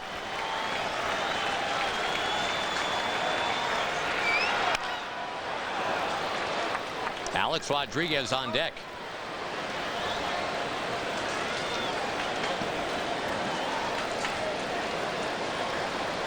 Well, it's been an interesting summer for A-Rod. I don't think he's had an uninteresting summer in a while. Always something. Again, his 3 years as a Ranger, an average of 50 home runs a year.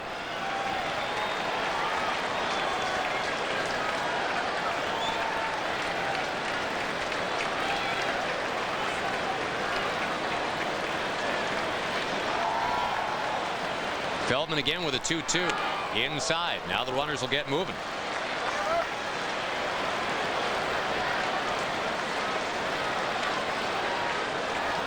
That's one thing these Yankees do and have done for years. They'll go deep into the count make you work.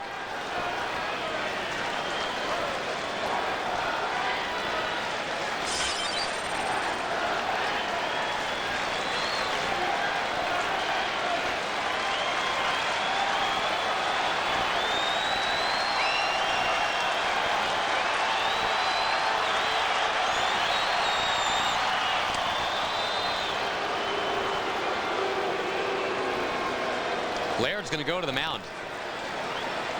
This has been one of the longer at-bats of the night. Boston, by the way, has got the night off tonight. The Rangers entered action tonight 6 games behind Boston. Well, the Red Sox went to Kansas City and took care of business. A couple of wins last couple of nights.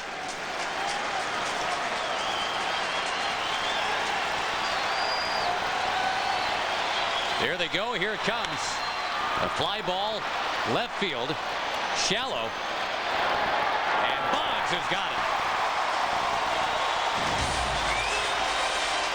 Feldman off the mound and out of the inning. 2-0 New York.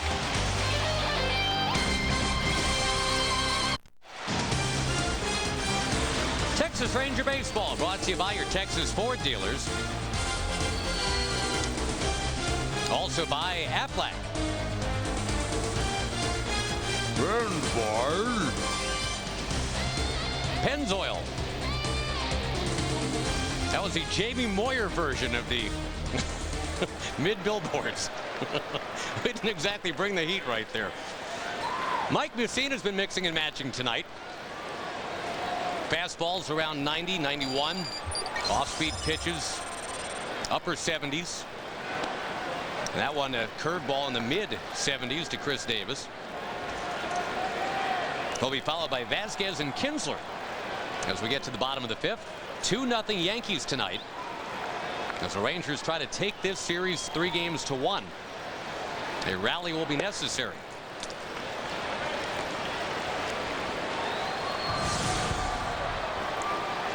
Looks like some relief pitching will be necessary tonight too, Tag. Feldman up around 90 pitches tonight to get through 5 innings. And boy, the Rangers got quality work from Warner Madrigal last night. 3 2/3 innings of shutout baseball from Mad Dog. He's been throwing the ball well since he's been up here with the Rangers. I think he really opened up, not that he needed to, not that they didn't already know, but the way he threw the ball last night has to give Ron Washington confidence to use him pretty much any time he wants in the game. He came in and threw 3 quality pitches, including a fastball that never dropped below 95, all for strikes. Terrific outing. There's been a lot of injuries and a lot of opportunities, but it's allowed a guy like Warner to get to the big leagues maybe a little earlier than was scheduled and show what he can do. Davis reaching out, pokes it over to second base. Not a lot of baseballs off the sweet spot of the bat from the Rangers tonight, and that's a credit to Mike Mussina. Yeah, the first time through the lineup, the Rangers hit the ball pretty well, but as has been the case with Mussina this year, he gets better as the game goes on. First time through the lineup, opponents hit pretty well against him, but each successive time through the lineup, it gets a little bit tougher for him. And the one thing Mussina continues to do well, but has done his whole career, it's not anything new, is throw a variety of pitches, all for strikes at any time in the count. Just very tough for a hitter to look for a certain pitch in a certain location and have any reasonable chance of guessing right. Pretty much have to look for the ball and try to adjust to it. And he keeps it away from the good part of the bat. You're right.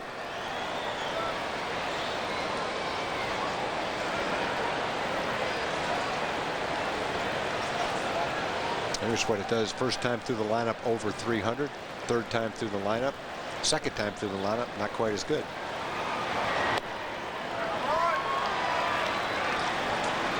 Now Vasquez finds himself down 0-2. It's a guy that's been about a .430 hitter over the last 2 weeks for these Texas Rangers.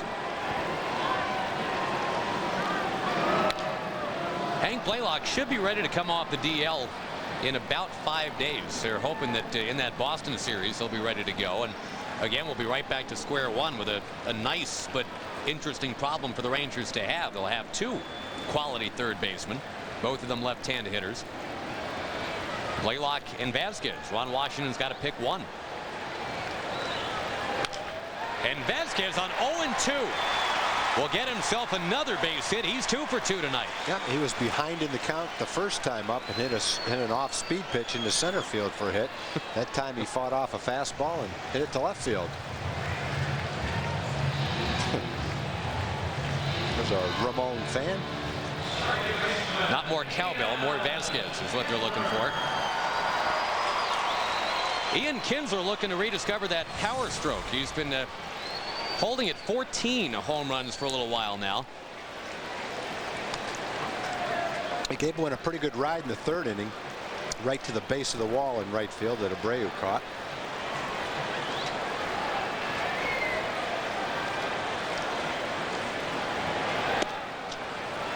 Not that there are tons of second basemen in the big leagues with as many as 14 home runs, more than there used to be, of course, with guys like Ugla and Utley. But Kinsler, for what it's worth, he had that 14th home run back on July the 5th. Now here on August 7th, still looking for number 15.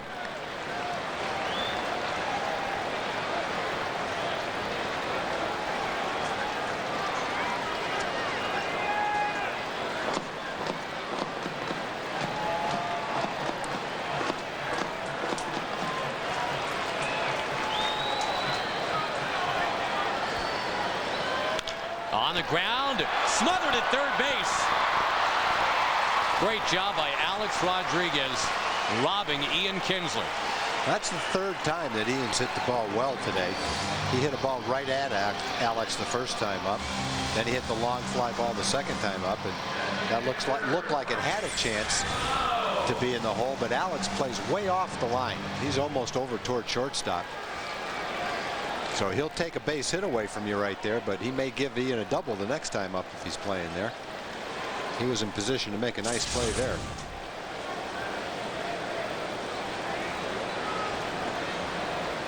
Yankees had a real good third baseman for a long time, a while back, Greg Nettles, and Nettles used to play in a similar way off the line. Feeling is that you'll take away a lot more base hits than you will give up doubles down the line. Greg Nettles once wrote a very interesting book as well. You ever read his autobiography? I never read it, no. Wasn't quite Jim Bouton, but it wasn't far off. Very telltale.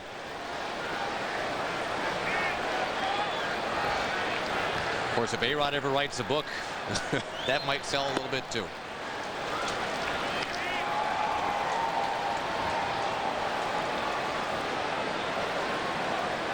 Mike Mussina's got to deal with Frank Catalanato, who, again, over the years, it's been all Catalanato in this matchup. On base twice more tonight.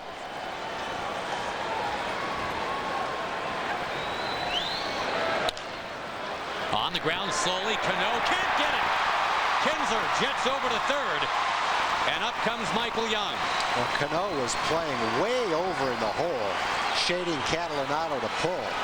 And that ball was not straightaway second base, but Cano had to go a long way, and with his quickness and range, he didn't even touch that ball. That's how you can see where he is, way over there, playing him to pull. Ball's hit right at the umpire, and Cano can't get to it. So another opportunity for Michael, who came up with men on first and second in the 3rd inning in a couple outs.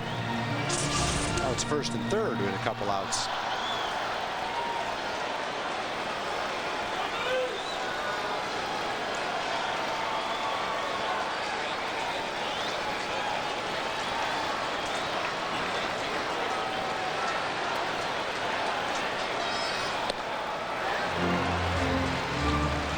Michael Young has already delivered in this series.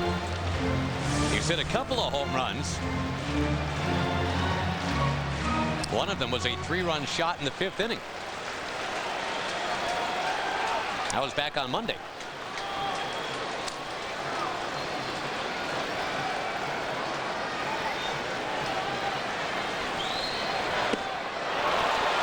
Mussina gets ahead of him 0-2.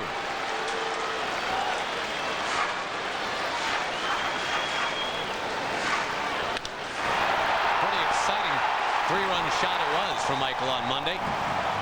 Gave the Rangers a lead. They were 2 runs down at the time. Looking for some deja vu with 2 strikes on him.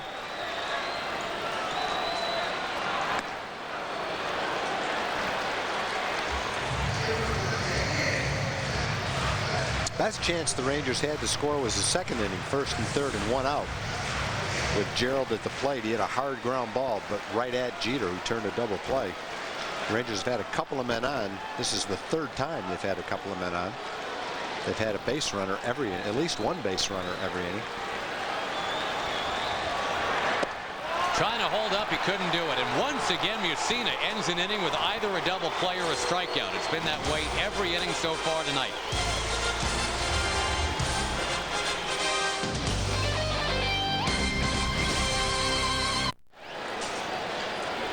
The dog days of summer will be here literally at Rangers Ballpark Sunday, August 17th. It'll be Dog Day, presented by Petco and Natural Balance. Go to TexasRangers.com. Find out how you can bring your dog with you to the game when the Rangers play Tampa Bay. Advanced registration is required. And probably some implements to clean up after your dog, I would have to think. A-Rod's leading off here in the 6th. The Yankees lead the Rangers tonight 2-0. Alex Rodriguez made a dazzling stop on a hot shot hit by Ian Kinsler in the bottom of that 5th inning. The Rangers once again tagged, threatened, but didn't score against Mike Mussina. He's made a lot of good pitches in this game. Most of his best pitches have been when he had to make them with men on base. Alex Rodriguez kept in check at the plate. And you hope that trend continues. He's due to bust out at some point, but wait and do that in Anaheim. The Yankees go to the West Coast when this game is over.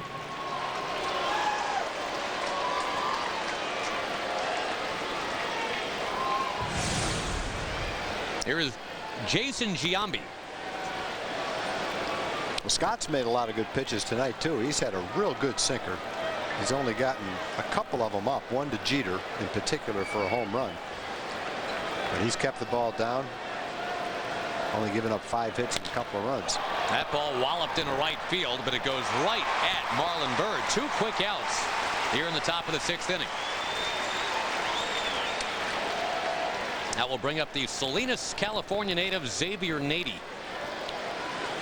Do you know that Salinas, California tag is the lettuce capital of the United States? I did not know that. 80% of the U.S. supply of lettuce is grown near Salinas. Wait a minute, I did know that. You know how I know that? How do you know that? We drove right through Salinas on the way to golf the last time we were there. As a matter of fact, I was with Kurt Dykert, Victor Rojas. We saw the sign that said the lettuce capital of the world. America's salad bowl, 80% of the lettuce. The other 20% of the lettuce, we believe, is on top of Ian Kinsler's head. In fact, we were kind of in a hurry. We didn't really have time to stop, but we did stop and looked at a lettuce field. Well, I wouldn't just make something like that up. No. Well, I really wasn't paying attention. Then it dawned on me. I mean, normally when you say, did you know it was the lettuce capital of the world? You'd be like, yeah, no. whatever. So yeah. I gave my normal answer, but then it dawned on me, I did know that. Wait a minute, I saw a sign that said that. Yeah.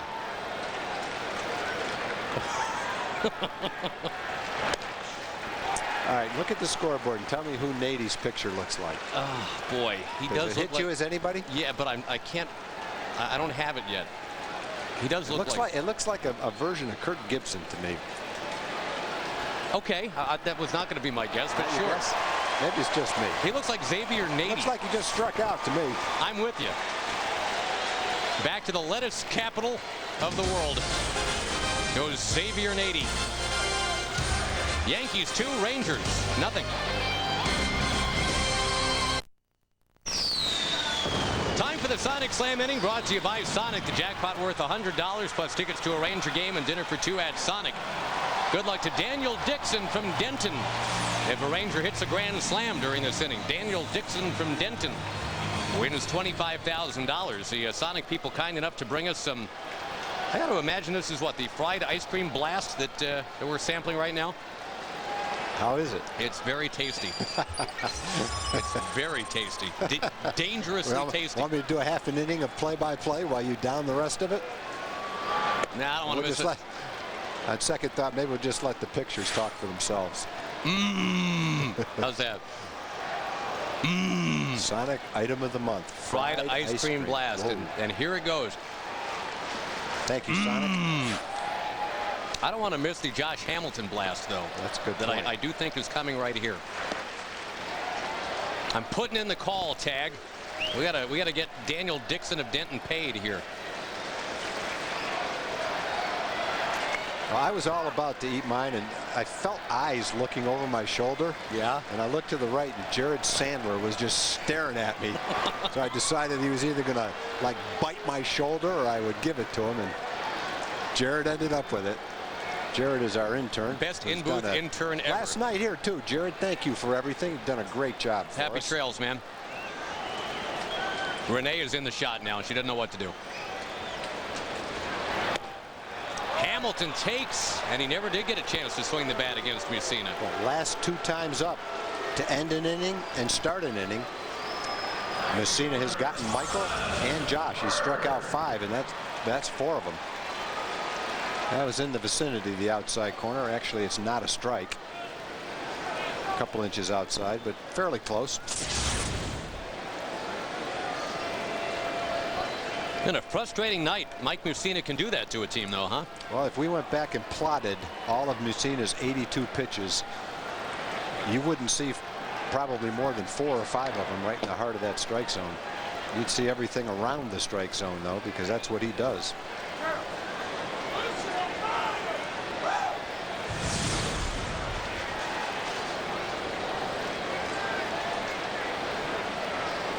A 2-for-2 night for Marlon Byrd. And a big homestand that Marlon's having. That's a foul. Jose Molina springing out. You know, it seems like Molina, ever since he's taken over, and he's been technically the personal catcher here for Mike Mussina. I don't know if it's coincidence or not, Tag, but Mussina's numbers have gotten very good working with Jose Molina.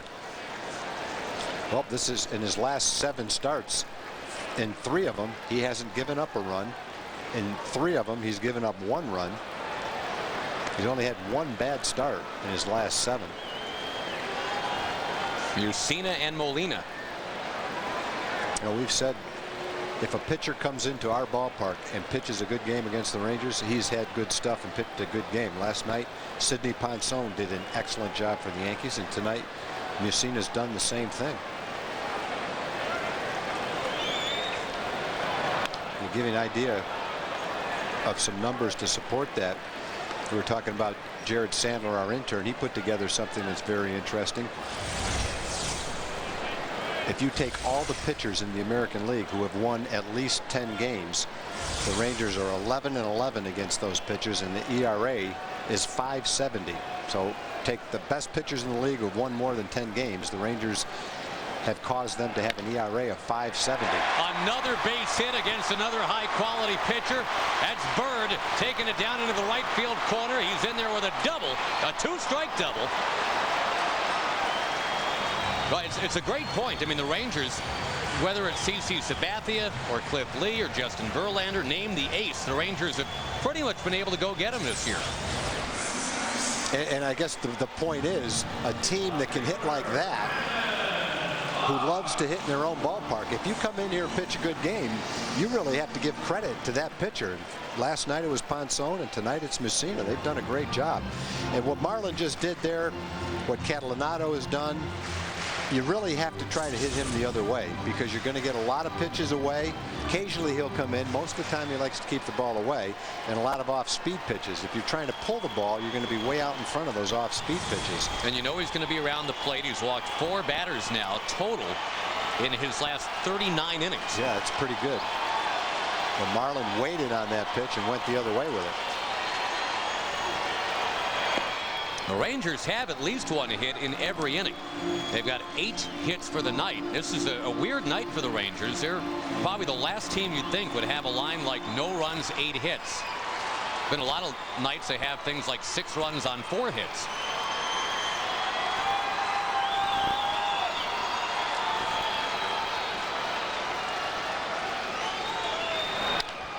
back to the mound. And Bird is frozen. Trying to race back. Trying to stay hot long enough. And now Boggs into second base. And that does not go well. Another inning-ending double play. That one highly unconventional. But now all 6 innings, either a strikeout or a double play, has ended a threat. It stays 2-0.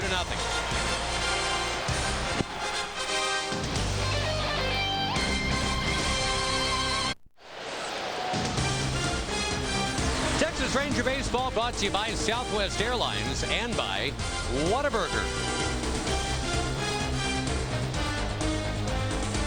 Now you got a big crowd here waiting to make some noise in support of the Rangers tonight. And despite 8 hits off Mike Mussina, this big crowd, at least Ranger-wise, has had precious little to shout about. The Yankees lead 2-0, and the Rangers ran themselves out of an inning moments ago.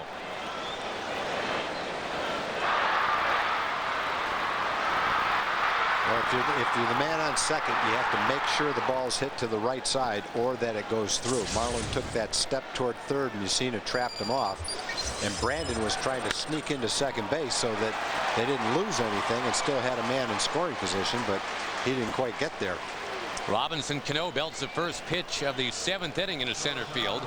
The Yankees try to build on a 2-0 lead. We go to Jim Knox. All right, Josh and Tom, it's the battle of the Ian Kinsler fans out here tonight. You guys are from, where are you guys from? Gainesville. All right, you guys are from Dallas. Dallas, and what makes you the better fan?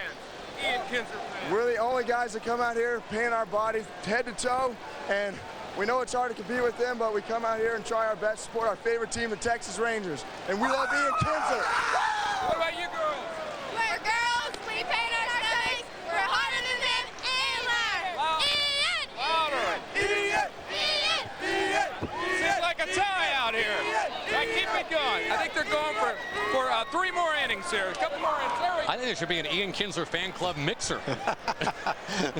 We'll call it a tie and appreciate both groups.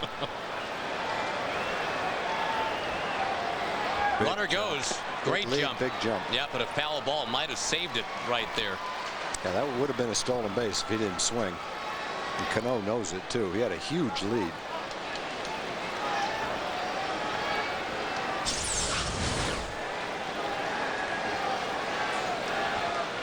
Must have been a hit and run. Either that or Betterman just swung at a bad pitch.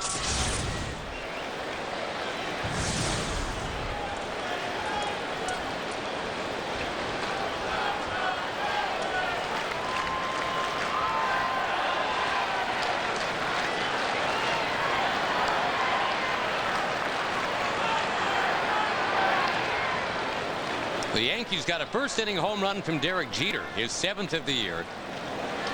Then got a big 2-out RBI hit from Johnny Damon in the 5th.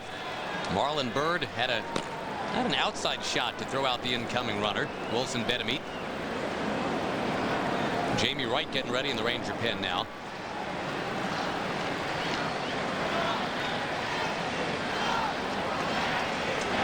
Betemit takes outside.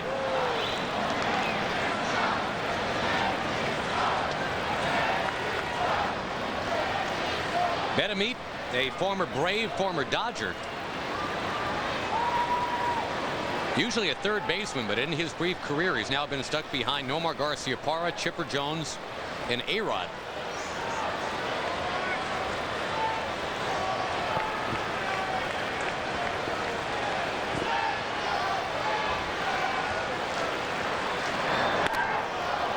Betemit, a guy who in the minors used to take the field doing that Ozzie Smith style backflip at times, Tag. Did he? Yeah, never could see. A big guy too. I couldn't see George or Hank Steinbrenner being a huge fan of the guy taking the field with a backflip. Backflip works better if you're kind of like a Hall of Fame player. Yes, Ozzie could get away with it. That gives Betemit some credit, though. He's a good Well, guy to be that acrobatic. Betemit just kind of dumps this one into left center field. Boy, that's too bad. 2 strikes. Didn't get a lot of it. But now from the 7 and 8 part of the order, the Yankees have 2 on, nobody out. Jose Molina coming up. A bunt situation right here. If ever there was one, right? Two-run game, close game, 9th place hitter. Damon, Jeter, and Abreu coming up next. And Molina, like his, well, certainly like his brother Benji, not exactly a speed demon. A reminder, our Toyota truck game break comes up in just a bit.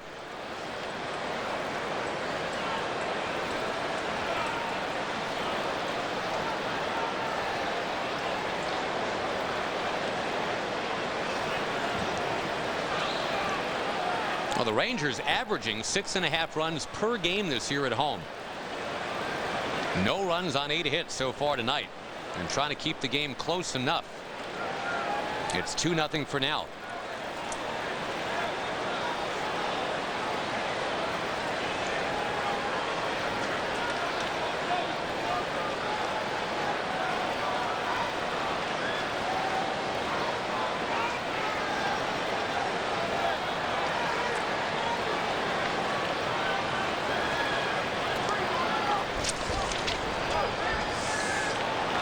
Charging in at first and third. There's Davis. He's got it.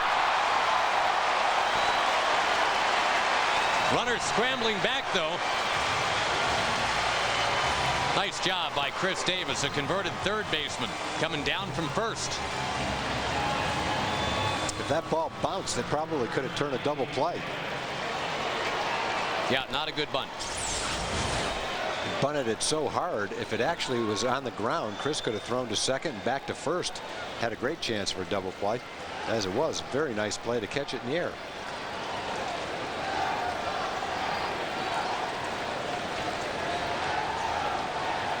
The last thing you want to do is fire that thing into center field after you catch it. So Davis, I think, wisely hung on to it. Pitch count right now in the triple digits for Feldman. You got Johnny Damon coming up, and Johnny Damon, remember, had a 9-pitch at bat in the first inning, a 12-pitch at bat in the third inning, then an RBI single in the 5th. That at bat lasted only 2 pitches.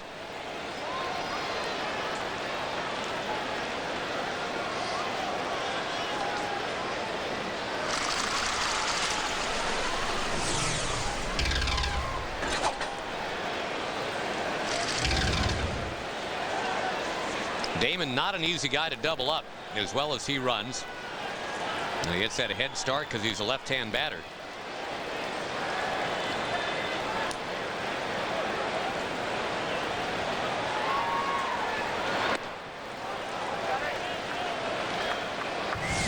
Johnny Damon, of course, became a cult hero to the nth degree in Boston. Now the Hatfields have gone out and signed themselves a McCoy. The Yankees pirating Damon away. Very much of Johnny Damon's own choosing to come to New York. There's a ground ball. Can they turn 2? You bet they can. Feldman, with help from Michael Young, is out of the inning. It stays 2-0 Yankees as we send it to our studio for the Toyota truck game break.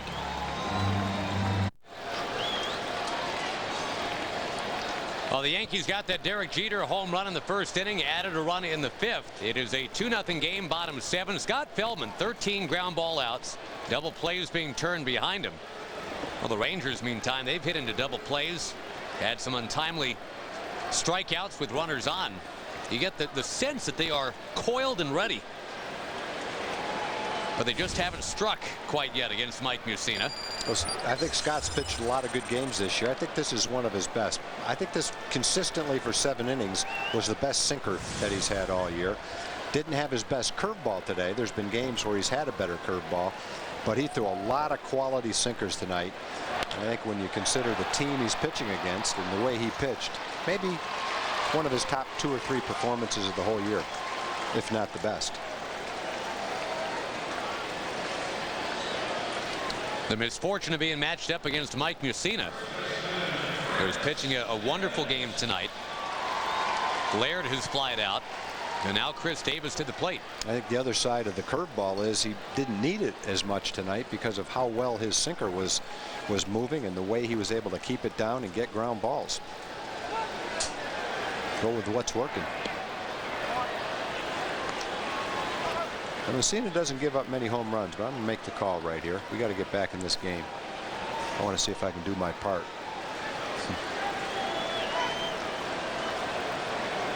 One strike pitch to Davis. Ooh, big rip. Defensively, we've got some Chris Davis highlighted for you. The Coors Light Freeze Cam. Brought to you by Frost Brewed Coors Light. The bunch from Jose Molina. Spoiled by Davis.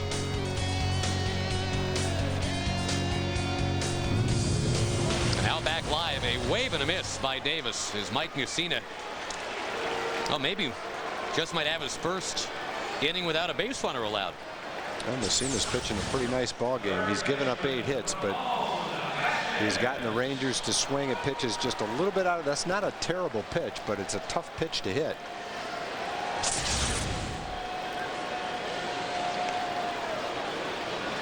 .526th career Major League start for Mike Mussina. So obviously the been there, done that thing is in play. Battle-tested, playoff-tested guy. He's had some of the better playoff games from any American League pitcher over the last maybe 15 years or so. Back when he was a Baltimore Oriole. October of '98 started 2 games of a postseason series. He struck out 25 batters. Didn't win either one of those games, by the way, but he struck out 25 hot-hitting Cleveland Indians. Only Sandy Koufax came close to that. Had 23 strikeouts. His 2 starts of the, I think it was the '63 World Series.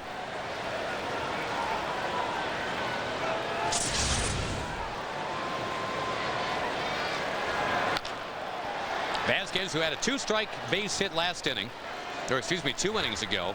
See if he can do it right here. 2-2, 2 out.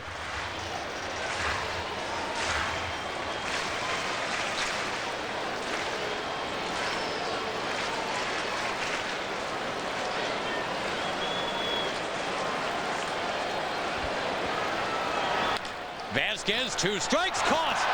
It was headed for left. Benameat went and got it. We go to the 8th. Yankees by 2.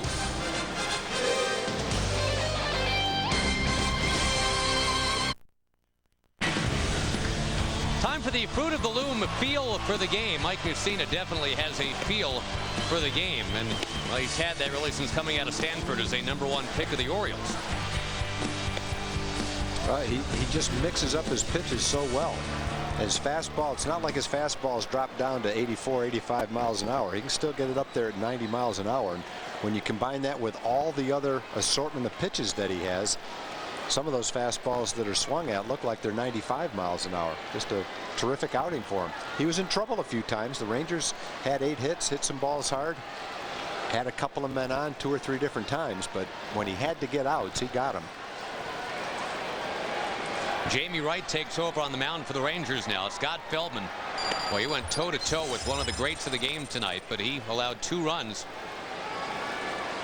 whereas Mussina's allowed none.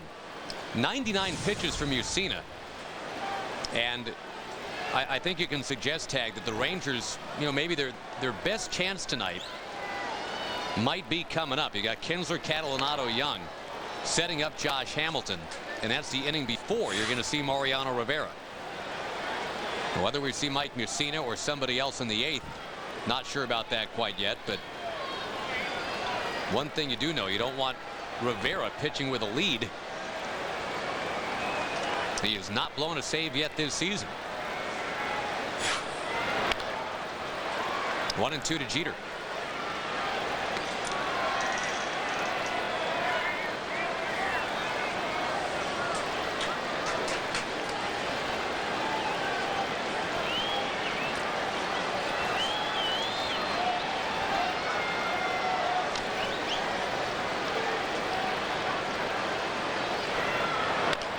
Ground ball slowly hit.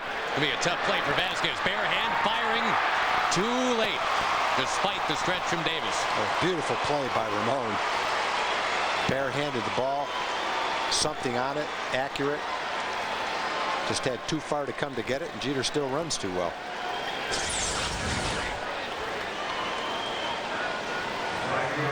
Lincoln Mercury shows you the pitch tracker. Show you Ramon Vasquez at bare hand pickup, but yep, Jeter still runs well.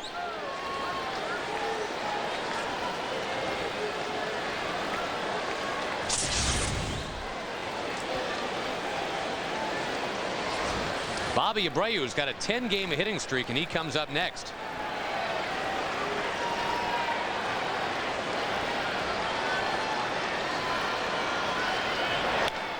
Strike one. And there is action in the Yankee bullpen, by the way. Brian Bruni.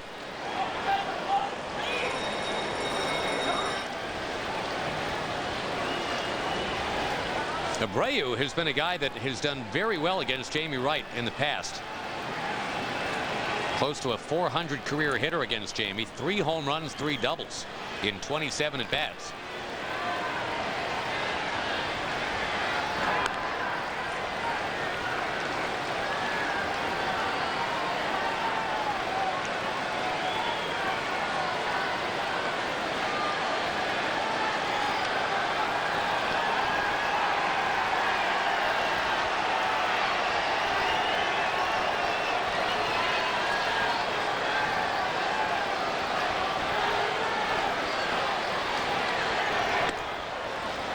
That one dips outside to Abreu, a guy that, obviously on a team with A-Rod and now Pudge, Jeter.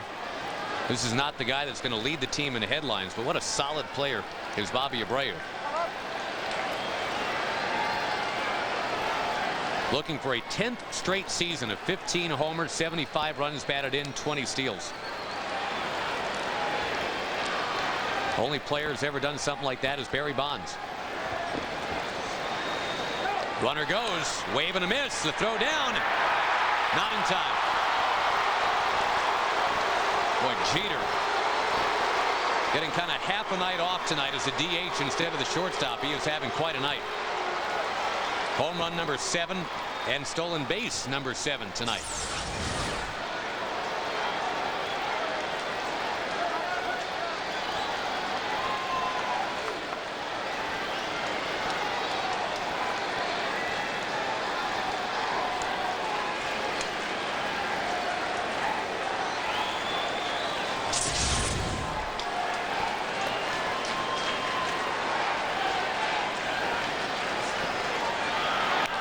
Line to foul into the crowd. Crowd of 44,603 on a Thursday night tonight. Yep, the crowds for the Yankee series just kept getting bigger and bigger. The buzz getting louder and louder around the Metroplex. A lot of late inning Ranger magic on this homestand. They're going to need some of that tonight.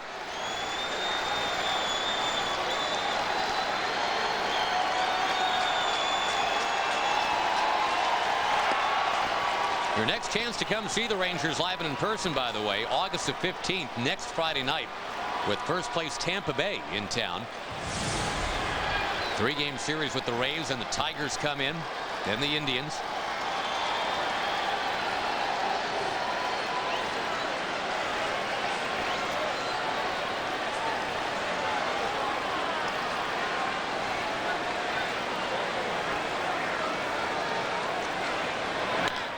Big swing. All that is a dribbler back to right. Close play. They got him. Jamie didn't have time to look.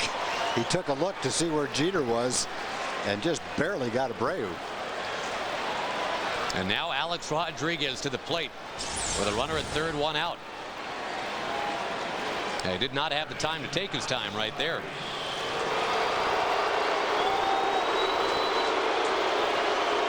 A-Rod steps in with the infield in.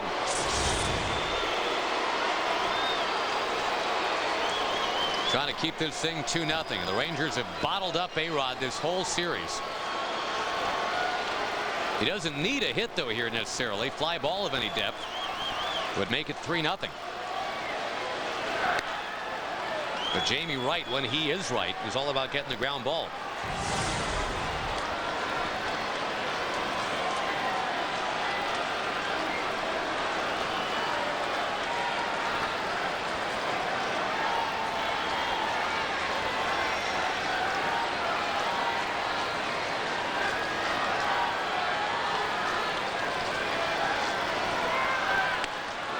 Softly in there, 1 ball, 1 strike. Giambi on deck. That one kind of made A-Rod back away from it a little bit. Fooled him with the breaking ball.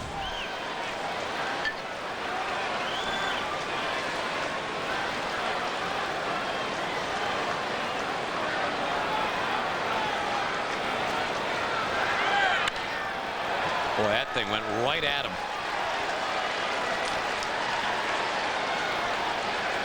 Ground out or a strikeout is what Jamie Wright is hunting for right here, or a pop out. You just don't want that deep fly ball.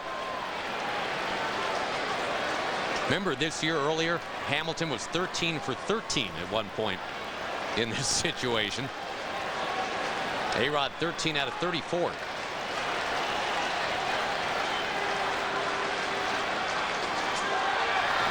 Down he goes. That's pretty good pitching, and not a good at bat for Alex right there. Close game, man on third. Came up a little short on the breaking ball, got him to wave at it way out of the strike zone. They have the ability to walk Giambi now if they'd like, and looks like they're going to do that. You've got Nady on deck, the right-hander. Of course, Nady's swinging a hot bat, but so's Giambi, and Giambi's left-handed.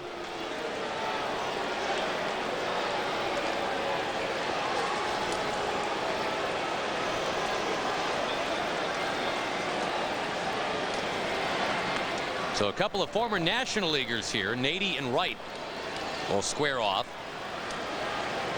Nady just 1 for 7 lifetime against Jamie, though the one hit was a home run.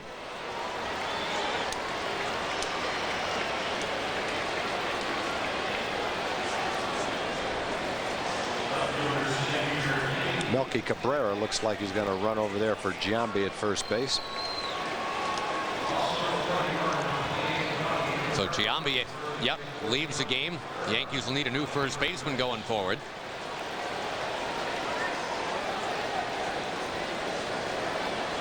Oh, the X-Man, as he is called, Xavier Nady, has had some big 8th innings in this series. Balls that have just escaped Marlon Byrd in the 8th inning twice, once for a home run, once for a double. Marlon pretty much regular depth right here in right.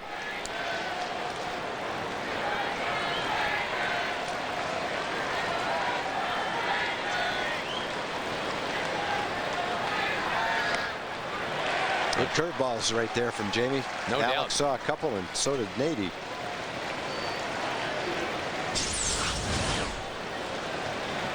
Good curveball. On that Lincoln Mercury tracker.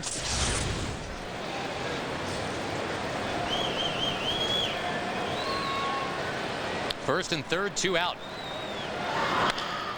Tapper to third. Nicely done by Jamie Wright. He went right through the belly of the beast right there. Had to face Jeter, Abreu, A-Rod, etc. He keeps it 2-0. Here comes Kinsler.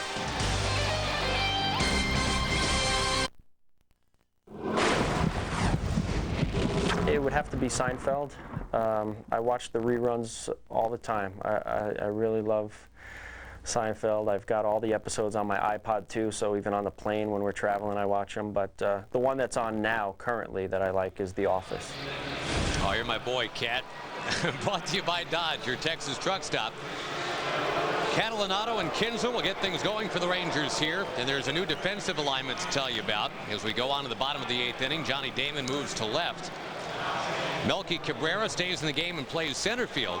Richie Sexton has to come into the ball game now for Giambi at first. And the new pitcher is Brian Bruni. And all due respect to Brian Bruni, the fact that he's not Mike Mussina and not Mariano Rivera quite yet, psychologically, that's not bad. That was an excellent game for Mussina. Only 1 walk, 6 strikeouts. 2 of the strikeouts were Michael Young to end the 3rd and end the 5th with a couple of men on base. Those were 2 big at bats, and Mussina really rose to the occasion to get Michael in that situation. Kinsler has hit the ball hard a couple times tonight, but has nothing to show for it yet.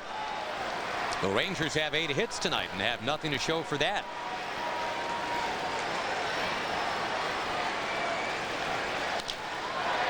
Towards short, Betemit. Boy, he's had a strong game tonight too. Jeter, the night off, technically is the DH, and he's been terrific at the plate. Betemit been very good in the field. Other chances for the Rangers tonight. That double play to end a threat in the 2nd inning. Hard hit ball by Kinsler. That could have gotten something going, but did not. Then this play was a killer.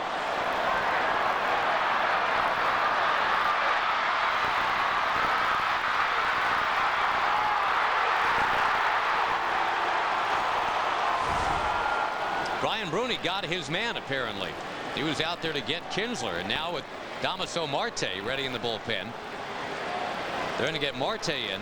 Now remember, he's the guy that walked the bases loaded, gave up the grand slam to Bird on Monday. Here he comes.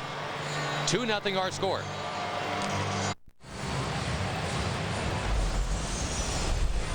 The Lincoln Mercury Betterview pitching matchup. The Rangers will be in Baltimore tomorrow, and you can check out the game on FSN. It's a 6 o'clock North Texas time start. Luis Mendoza against Jeremy Guthrie is your pitching matchup tomorrow, first of a 3-game series. Rangers trying to get it done here in the last of a 4-game series with these New York Yankees, a former Pirate, former White Sox. Damaso Marte comes into the ball game now. He's going to face Frank Catalanato. In this particular situation, Ron is going to let Cat hit against the left-hand pitcher. I guess he figures Cat's got a pretty good game going. He's walked and has a couple of hits. Even though it's lefty versus lefty, feeling right here is Cat swinging a good bat tonight. Let him stay in there and swing the bat.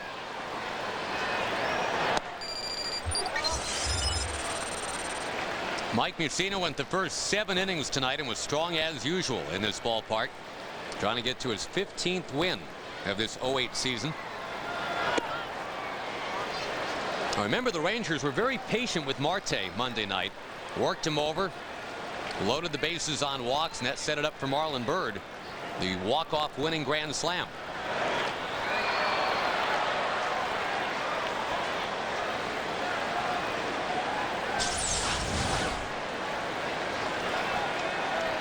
Cat was trying to hold up, couldn't. It's 1-2.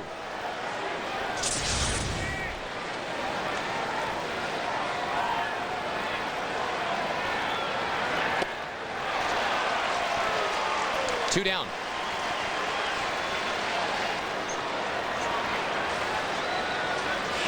Since that Marlon Byrd double in the 6th inning, the Rangers don't have a base runner.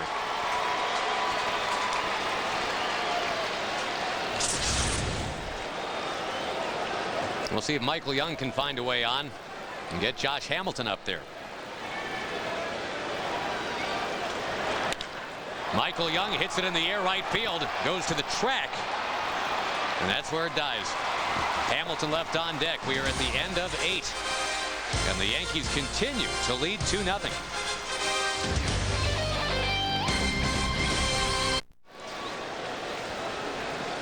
Progressive showing you the upcoming Rangers schedule. A lot of games on FSN Southwest on this upcoming road trip. 3 in Baltimore. That's beginning tomorrow night, as we've been talking about. Then that huge series staring at the Rangers at Fenway. Rangers come back home to play Tampa Bay next Friday.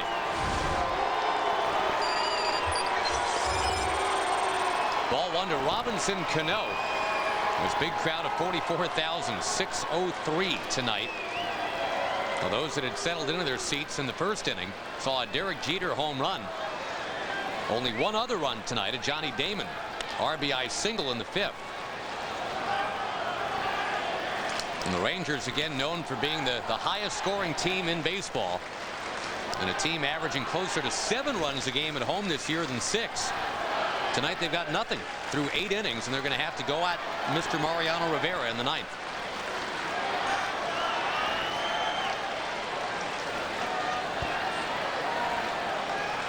Top of the 9th right now, and Jamie Wright. There's Cano down the left field line into the corner. Foul.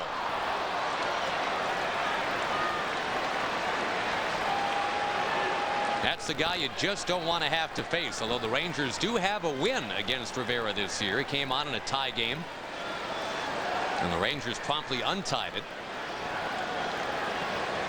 But in save situations this year, he's been letter perfect, as usual.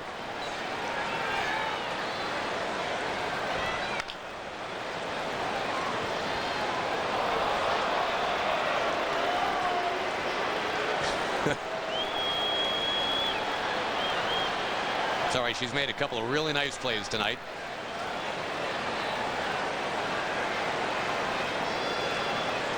Cano heading over towards Joe Girardi. What do we have, a batting glove issue?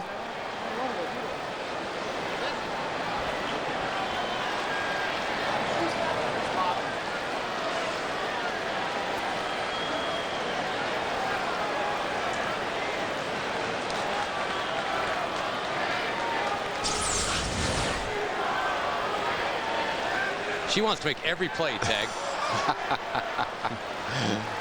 She's been watching the players too much. The Rangers have played a very good defensive game tonight. Hasn't always been that way, of course, this year. The Rangers lead the league in errors, but they've been airtight tonight. Another foul by Cano. Finally, there's somebody in the AL tag with 30 home runs. It is Carlos Quentin.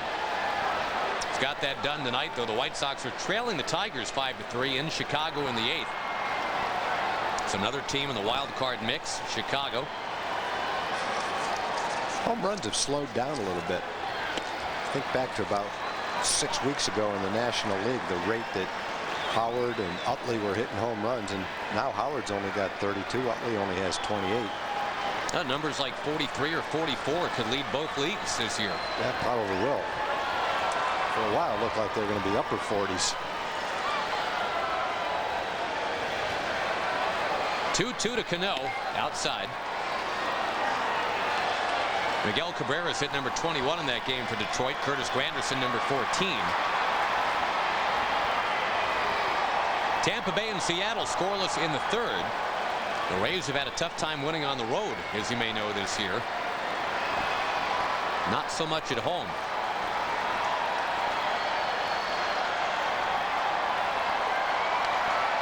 Boy, tough to put away Cano.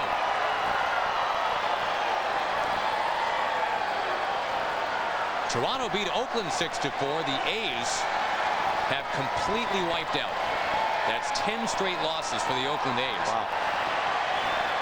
4 runs. That's a big night for them offensively. Yeah.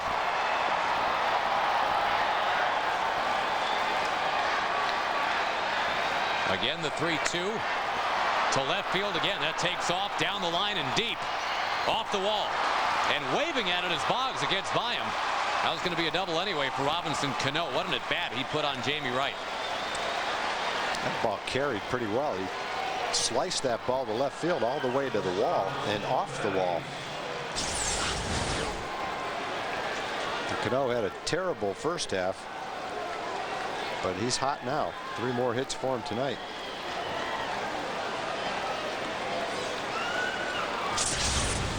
Already a tough hill to climb, because you know you're going to get Rivera in the bottom of the 9th, and you need 2 runs now to tie.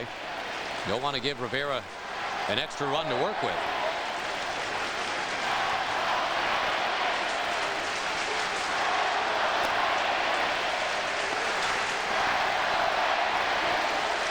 Listen to the Ranger fans and Yankee fans competing for attention here.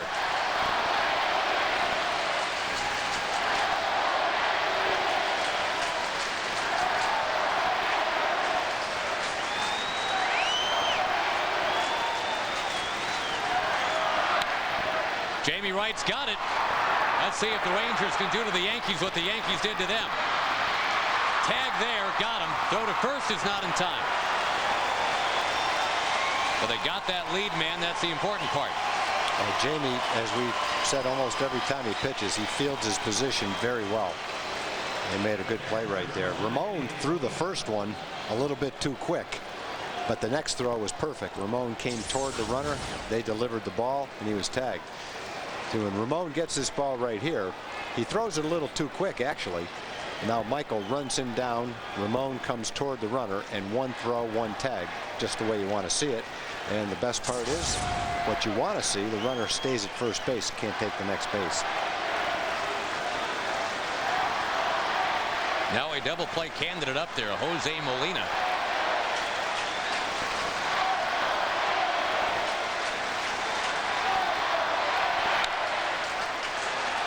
Double play is going to happen. What? That's got to be 2, right? No, because foul ball. No, he threw to first base first. Now it's not a force out. I don't know if the runner at first base knew what he was doing, but that's a pretty smart play. That was a simple double play if he threw it to second base. But they threw it to first base, right, yeah. and Molina was out, in which case it's no force out, and the guy just went back to first. I think he thought that was a pop-up. Either that or he is one shrewd runner. I've never seen a runner pull that. My guess is he thought it was a pop-up, and if you asked him what happened right now, he'd tell you he doesn't have the slightest idea. He's going to look like a genius, but I have no idea if he did that on purpose or not. I can't imagine he did that on purpose. I think he thought it was a pop-up. Went back to first base so he didn't get doubled off first. If you tagged him first, right, and then touch the runner, that's fine. Because on a ground ball, you just can't stand on first base. You could tag him.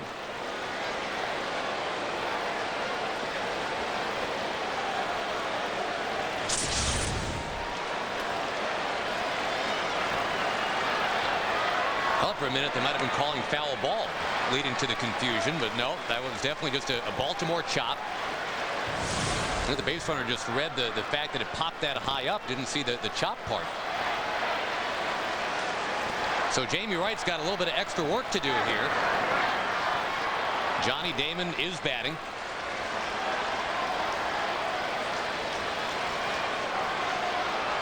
That's a case where a runner had absolutely no idea what happened and ended up making a shrewd play. It was a certain double play that turned into 1 out. Well, the outs accumulated in this inning. One guy going forward when he shouldn't have, and one guy going backwards when he shouldn't have. The guy who went backwards ended up okay.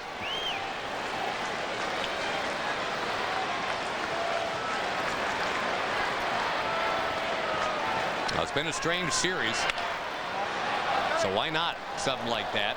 You know what would be really strange is Rivera giving up 3 runs in the 9th. I don't imagine he's done it very often, but I bet he has done it before. Well, there's a sign hanging here. It says, in this park, it ain't over till it's over. That has been borne out to be true all summer long.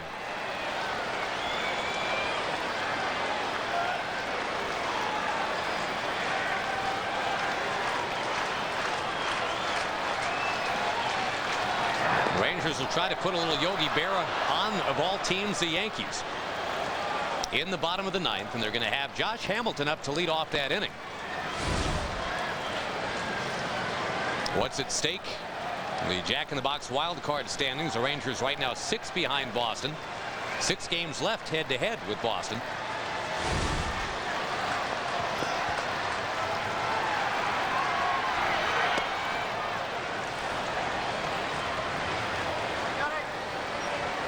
The Rangers have not been shut out at home in almost exactly a year. It was August 11th of last year. Edwin Jackson of Tampa Bay.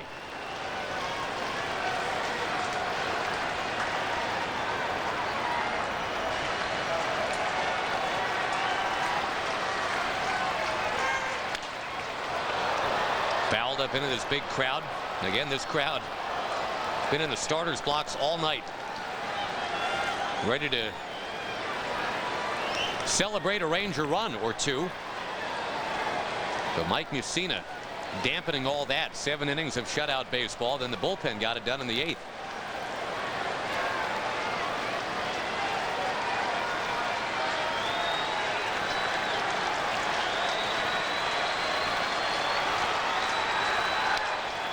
Ground ball, base hit left field for Johnny Damon. When you hope that strange play involving Betemit doesn't come back to bite the Rangers. You got to face Derek Jeter one more time.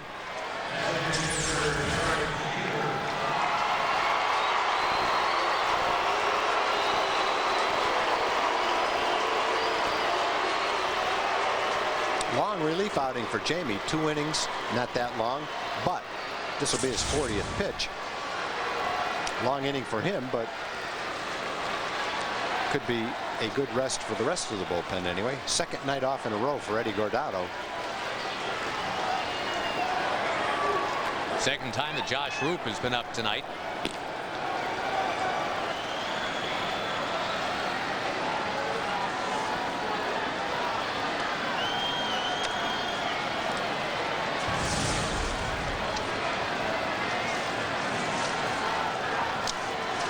Jeter homered in the first.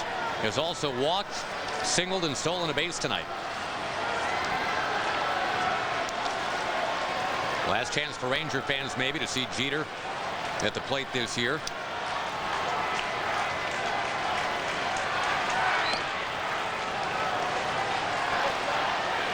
It was 12 summers ago that Derek Jeter came up, and when Joe Torre brought him up, he told the media, all I want this kid to do up here is hit 250. He's done a little bit better than that.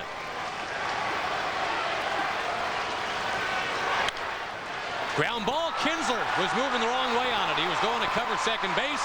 The throw goes towards third. Everybody moves up. Run scores. Throw down. They got Jeter. But after that third run has scored. Jeter limping off the bag. A lot going on that play. The ball found its way in a right. An extra run comes in. Rivera getting ready for Josh Hamilton.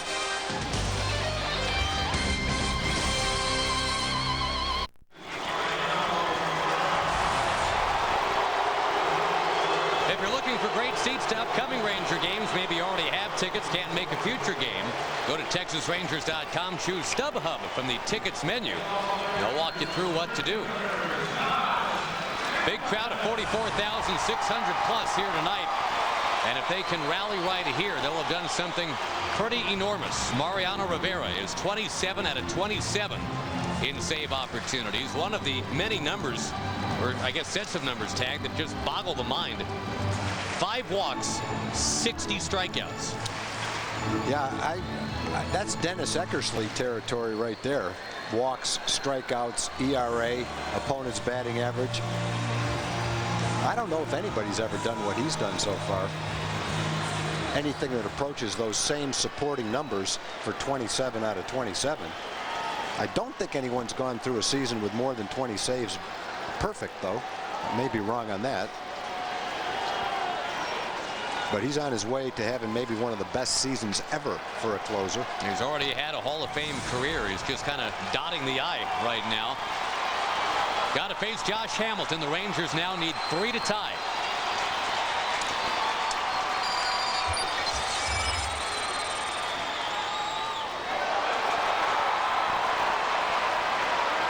Been a tough night for Hambone tonight. Has not gotten the ball out of the infield yet.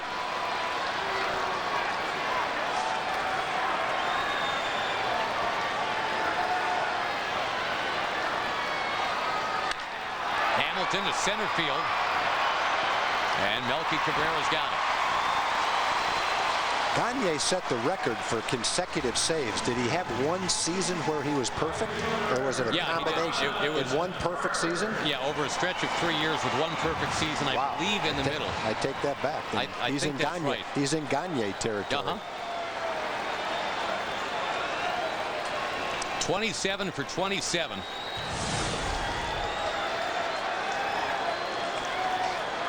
No other American leaguer has 10 saves this year without blowing at least one. And Rivera so far 27 for 27.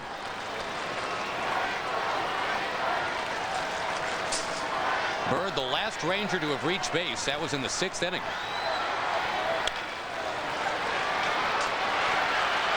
And it's like the cone of silence has just descended on that usually very noisy Ranger offense tonight. These guys haven't been shut out at home in nearly exactly a year. Well, when you have a game like this, you just say congratulations to the pitchers, Messina and the bullpen. They shut the Ranger offense down. It's a good offense. Scott Feldman pitched exceptionally tonight. 7 innings, giving up only 2 runs, but Mike Messina went 7 innings and gave up none.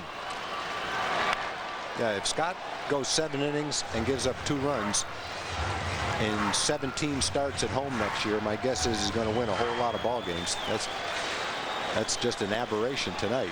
Ranger offense very seldom gets shut down like this, but they faced a pitcher who's been on a good roll. Messina's been throwing the ball very well over the last couple of months, and he made a lot of great pitches tonight.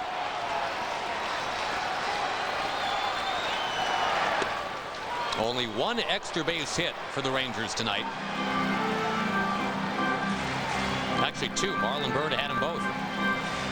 Bird had 3 hits tonight. Catalinato had 2 hits. And Vasquez had 2 hits. Now the Yankees, meantime, scored at the beginning, at the end, and right in the middle. 1 in the first, 1 in the 5th, 1 in the 9th. Now the Rangers down to their last strike.